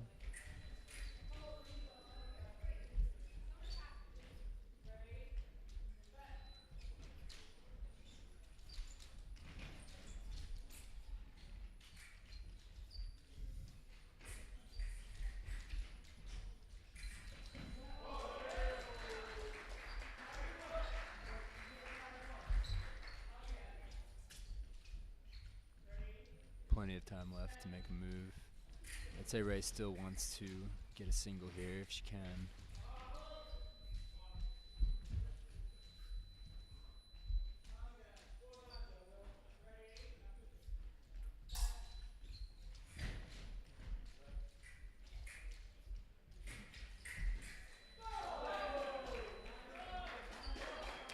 it looks like we will go to time. We have a really solid match coming up. The anchors, Sadler Louise and Tracy Lee Lokman.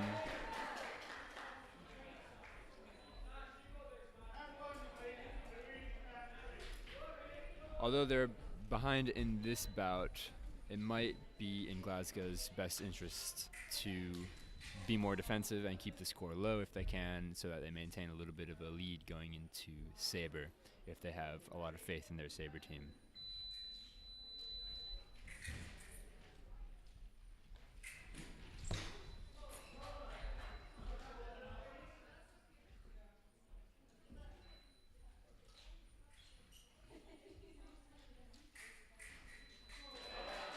Thanks again to our partners and sponsors, New Balance, EY, ICG, Ashaway, and our hosts, University of Nottingham.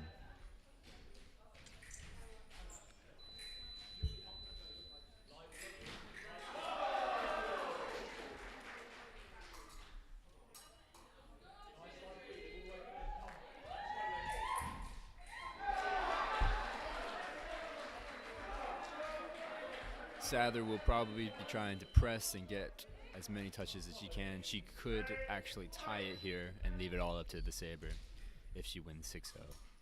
But that will be a tough task against the French grip from Hong Kong.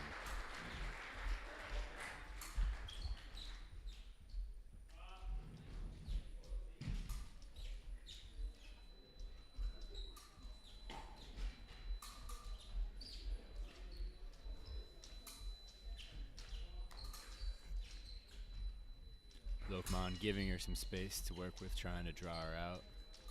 But Sadler's very calculated right now, not biting on anything.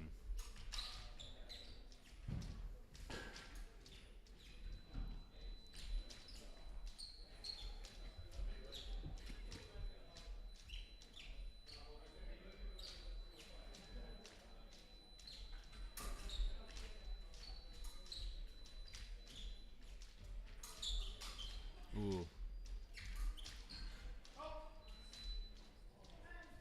And a minute has passed with no touches scored, so the team behind will get a priority card. And if there's a second one, then a touch is awarded to the opposite team.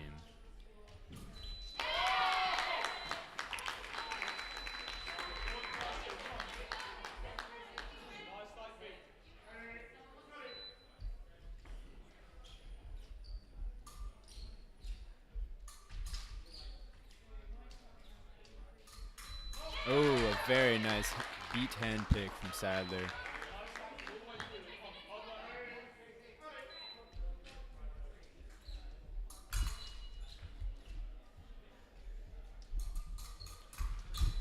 Ooh, looks like Lokman's being a lot more aggressive now.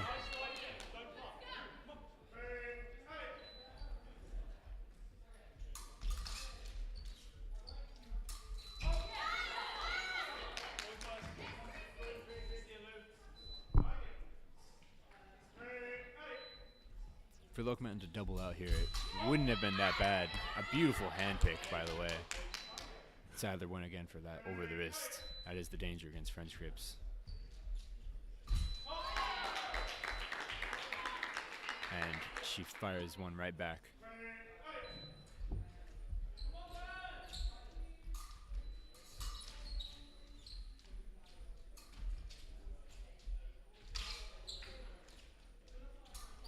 Oh, a very nice straight flush from Sadler after the prep to the toe.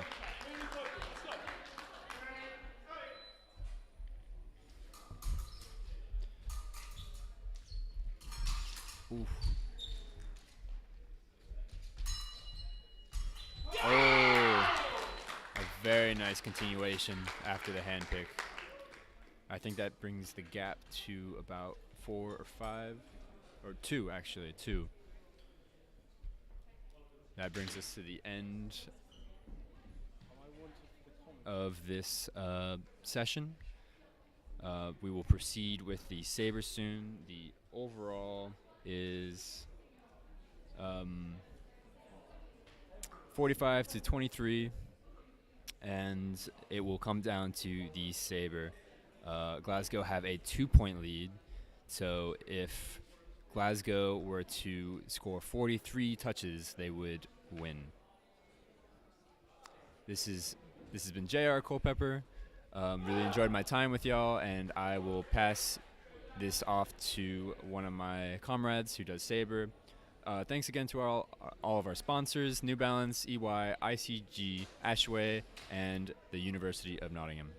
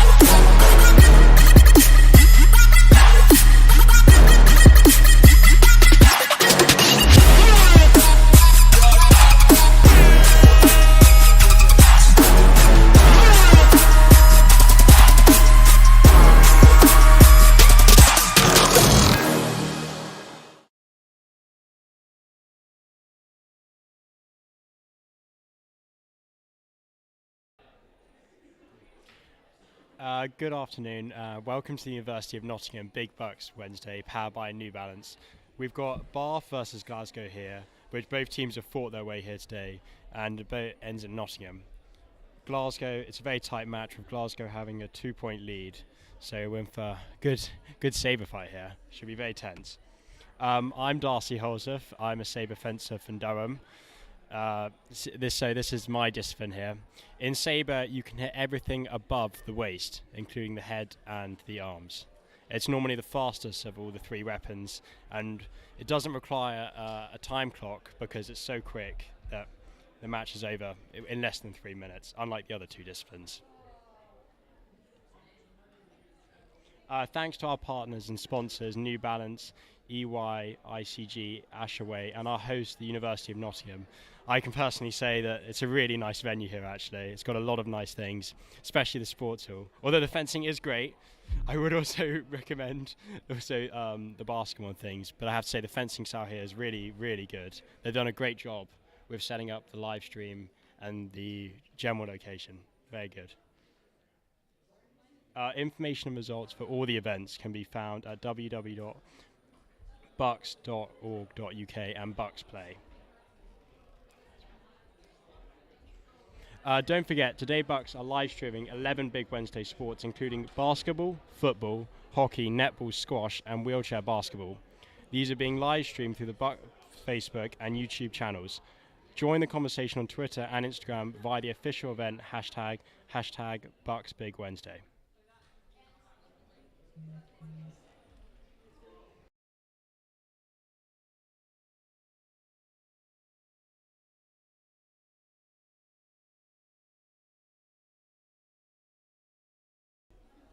We're just waiting on the officials to start the final leg, but we'll be with you very soon.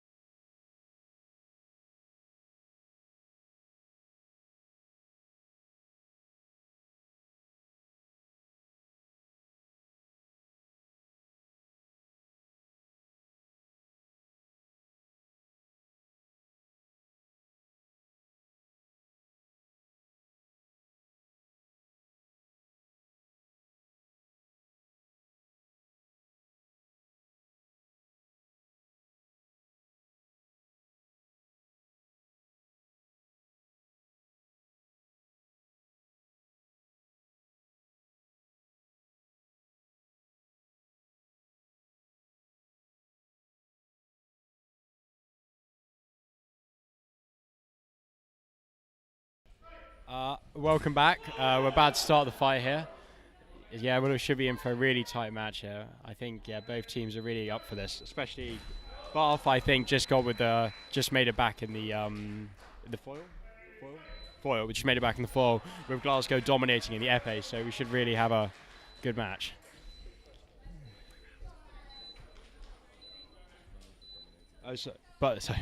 Bath dominated the foil and Glasgow dominated the Epee. Sorry.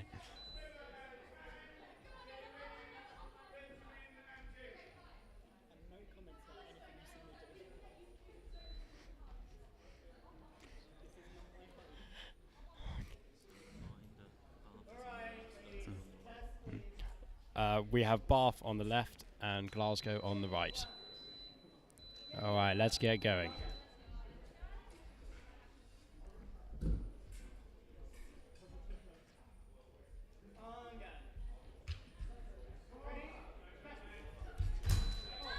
Together.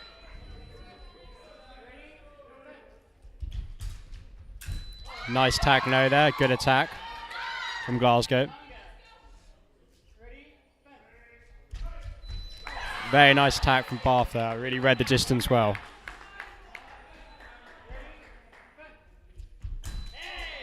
Together there, both to the step lunge.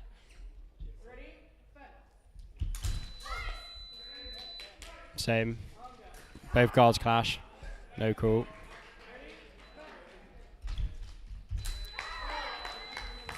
Bath takes up the attack there, both stances stop, but then Bath goes first.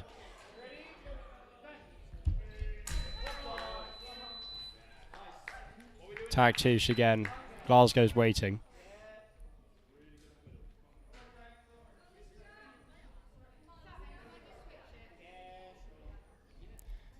Yeah, the Bath fencers switching their blade. Bent it.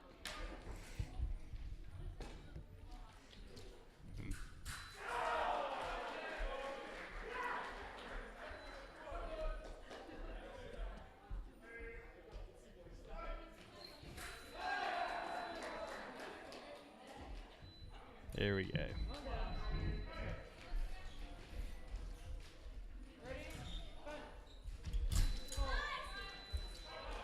Attack on preparation for Glasgow. Bath held back the hand. Attack touche for Bath. Strong attack there.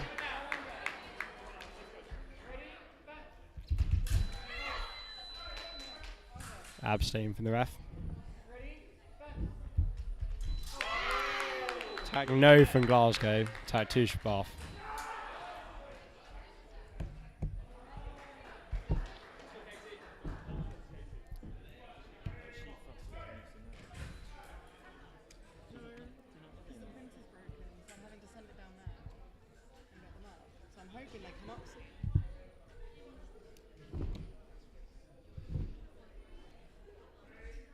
Has Evie gone to get them?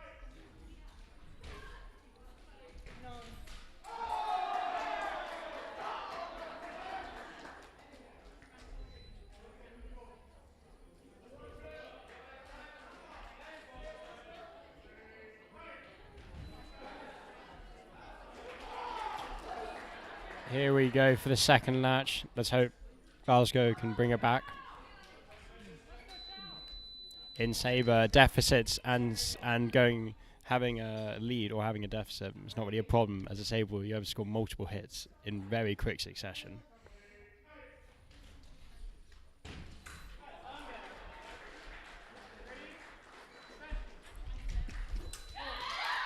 Now it's level now with the combined scores of the Ford, Epee and Sabre.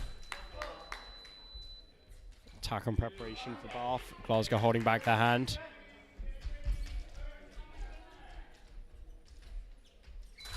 Nice long attack from Bath there.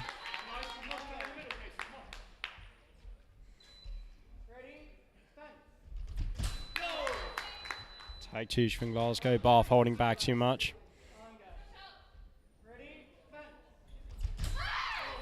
Same here again. Bath needs to find a stronger preparation in the middle.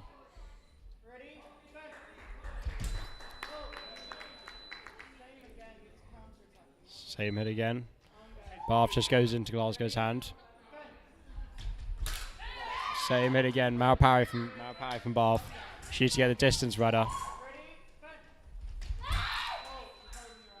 Attack on preparation for Glasgow. Bath really needs to find a better distance. Same hit again.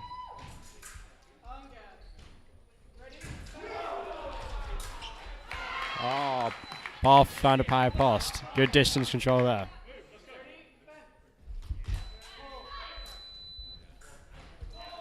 Tag touche for Glasgow. They now have a 4-point lead overall. Taking a strong position.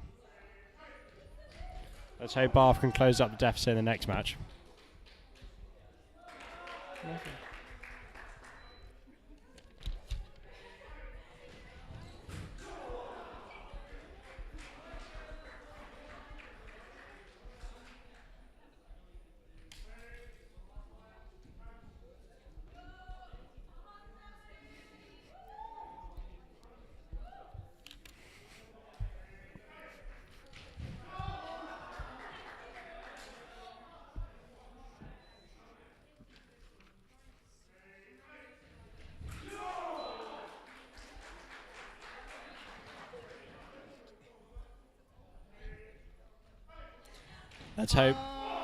Let's hope Bath can close up deficit now. Glasgow getting a sizable lead with 4 points overall ahead.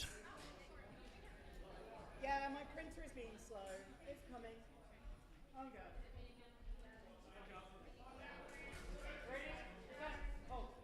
Early start.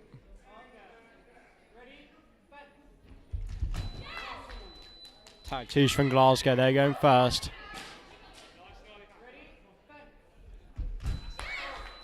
Same hit again. Bath are waiting too long.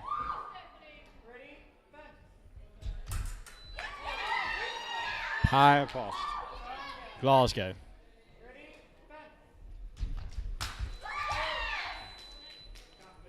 Tag no from Glasgow, but then Bath looks for the parry. So attack touche for Glasgow. Another hit. Lovely attack. Glasgow now have a 9-point lead. Overall. Don't worry, overall. They have a 7-point lead in the Sabre, but a 9-point lead overall.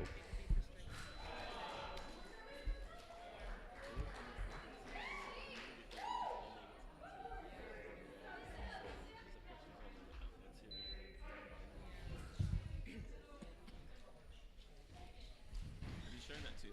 They're in the headspace.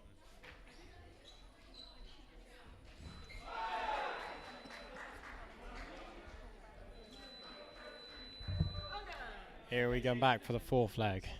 Hope Bath really got to close this gap up now.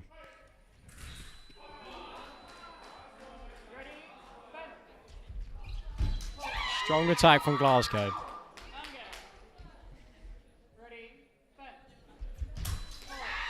Another attack from Glasgow, really on the front foot here. Just testing.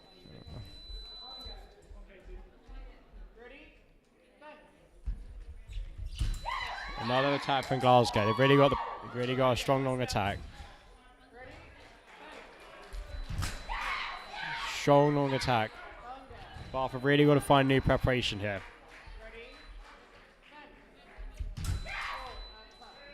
Strong long attack again from Glasgow. Now have a 12-point lead in the match and a 14-point lead overall.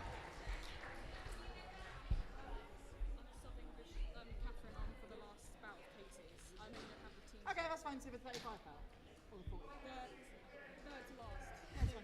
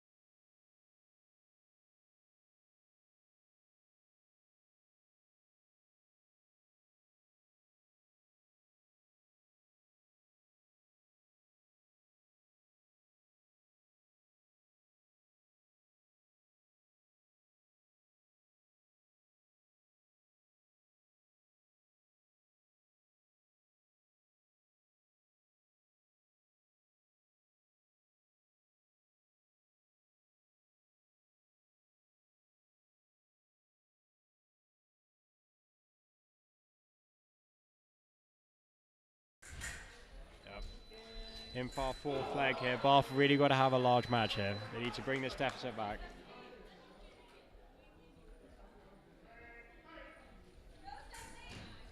But arguably in Sabre, unlike the other weapons, it's very easy to bring back a string of points very quick. Lovely power post there. Very nice.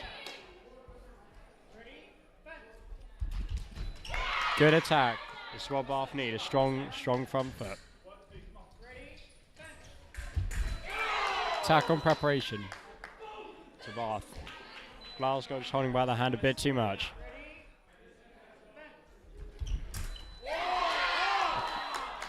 Another pie post. Really got the ball rolling. Another attack on prep. Very strong.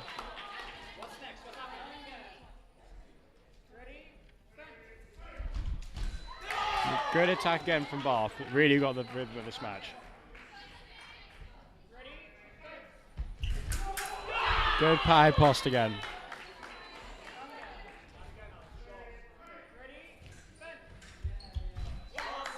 Nice tackle prep again. Really find the rhythm in the middle.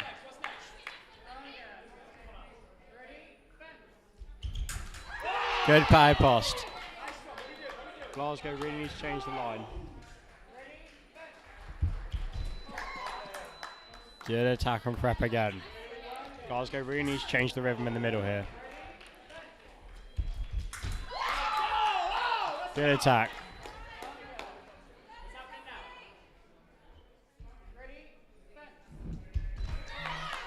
Lovely attack on prep again. Glasgow really needs to slow down here.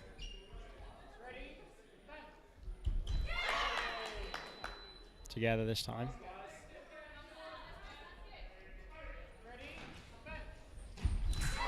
Another attack on prep. Huge shift here. Lovely attack. Lovely pie.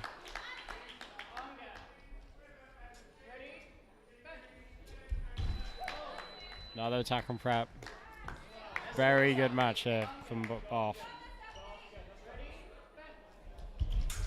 Lovely attack, high post there.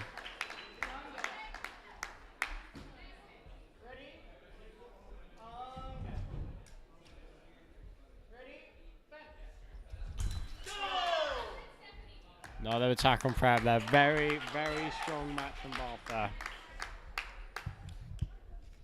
With Bath now being 3 points ahead overall and 5 points ahead in this match, with a plus 17 indicator in that one match, just showing that in Sabre, deficits can really be made back in one match.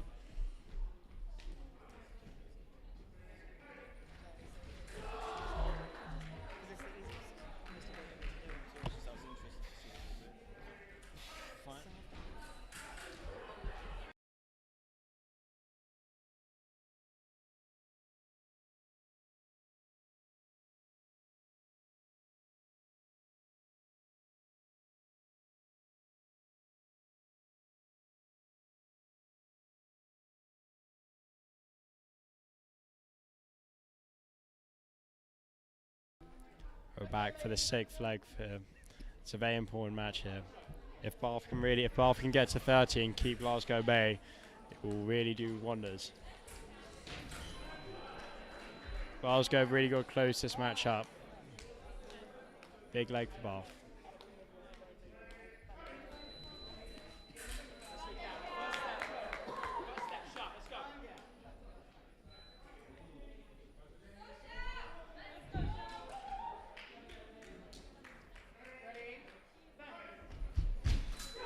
Lovely make-miss from Glasgow there. Nice rhythm.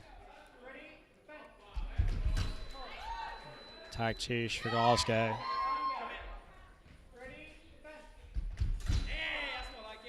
Together there.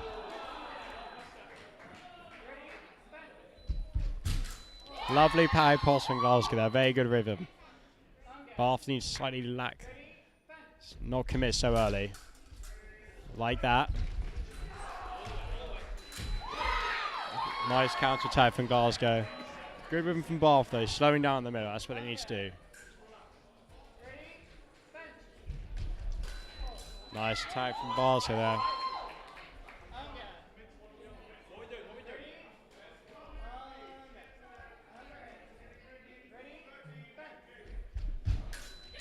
Good make miss there from Glasgow. Bath really got to slow down the preparation. Lovely, that's what they need to do. Very nice power pass there. Waiting for the Glasgow commit. Make miss from Bath there. Got to be smoother. Lovely power pass there from Glasgow.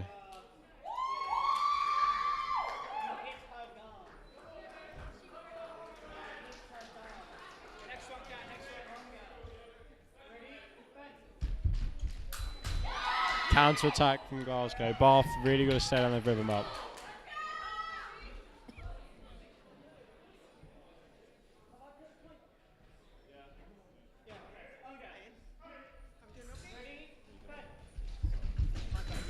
Nice attack there from Bath. Much better. Much smoother rhythm. Good attack from Glasgow there, changing up the rhythm. Not committing just for the stab lunge.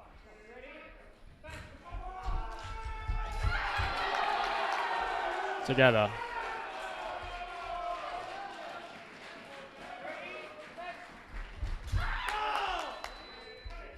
Together again.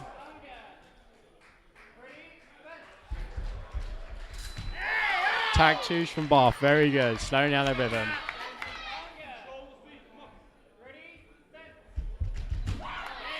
Tag counter tag for Glasgow. Bath waiting too long there. Glasgow managed to close out the deficit here. They now have a 2-point lead and a 4-point lead overall. We've got a very close match here.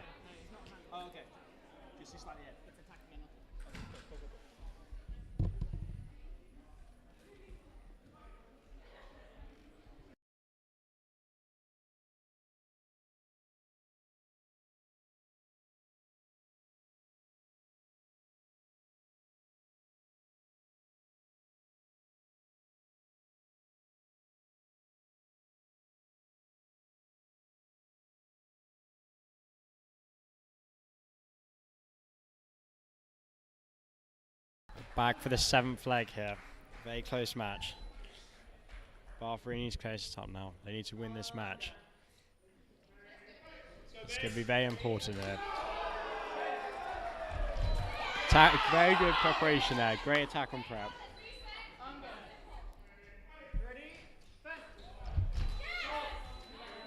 Bit early from the Glasgow fans, so you can see it has a huge advantage.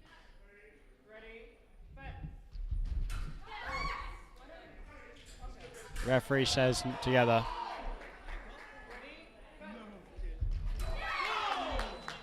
Referee's not splitting those. Bath have got more hand, Glasgow more feet. Attack, counter attack for Glasgow. Bath is waiting too much for the timing, not finding it.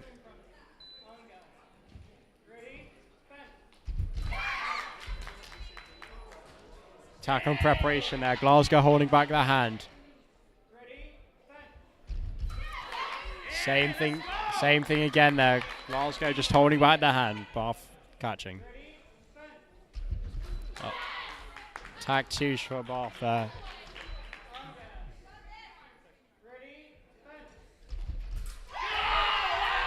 Attack two for Bath.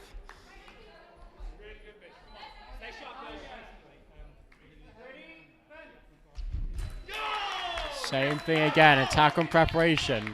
Glasgow holding their hand back too much. Same thing again. Attack on prep. Very good match for Bath there. Very, very good. Have a 4-point lead and a 2-point lead overall in the match. We've really got a very close match. It's a very good match there.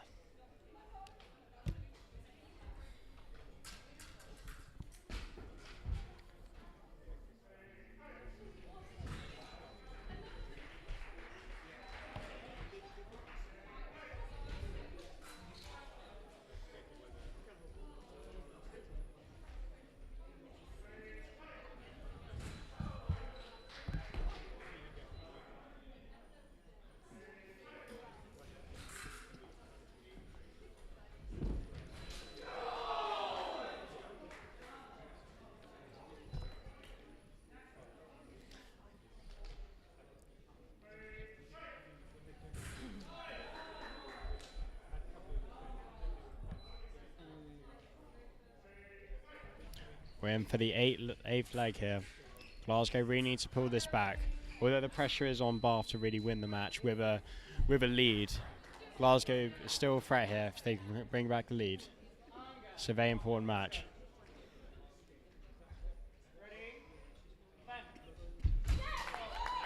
Together, both fences do step lunge. Attack on preparation for Glasgow. Bath holding back their hand. Lovely pad pass there from Bath. Really good change of rhythm. Same again. Nice pad pass. Changing the line. Chest then flank. Again, another nice pad pass. Glasgow really need to slow down their preparation here.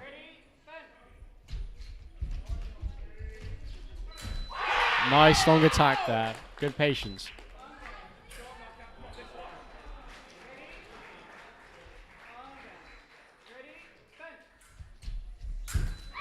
Again, a nice power post. Bath now have an 8-hit lead in this match and a 6 lead hit overall.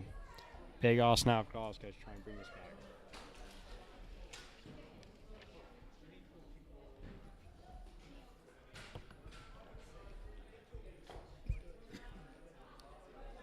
Great to see a nice team effort from the Bath. As with Glasgow, both teams really supporting each other.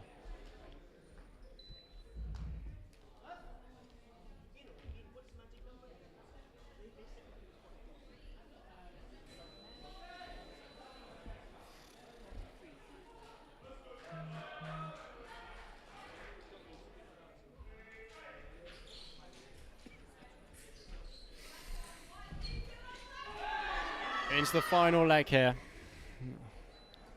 Glasgow really need to bring this back. Try and at least get it within a few points. Bath close this out. They will be the champions.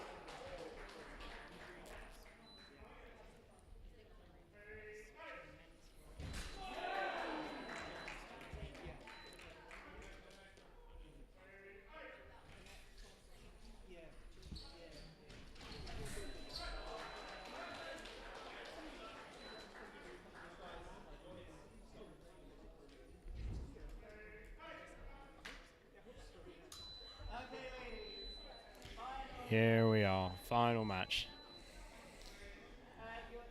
3 weapons, 27 fights, boiled down to this last one. Very close match. Either team could win the entire competition here.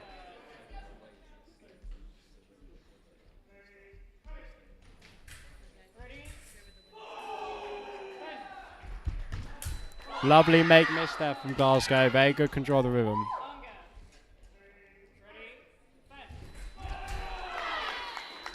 Attack twos to Bath, very good.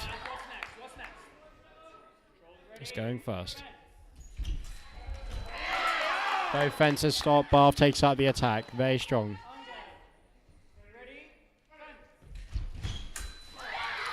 Good make miss there from Glasgow. Bath perhaps slightly wants to slow down. Attack twos for Glasgow, Bath not really committing.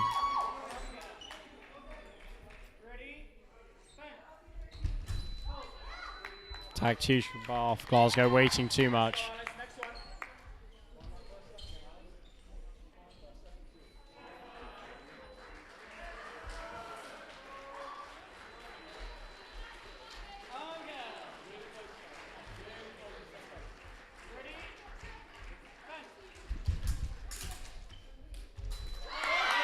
Tag 2 for Bath there. 1 point away now.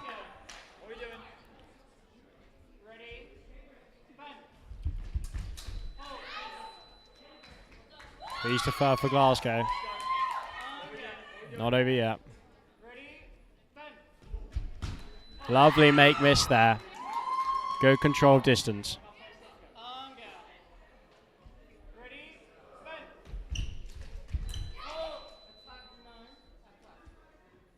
Attack no. Bath winner. Bath for the champions. Very good match. Bath win. Yeah. Bath win by 8 points there. Really good team effort. As you can see, it means a lot to them. And very well. winning by a very slim margin of only 6 points overall. Very good match.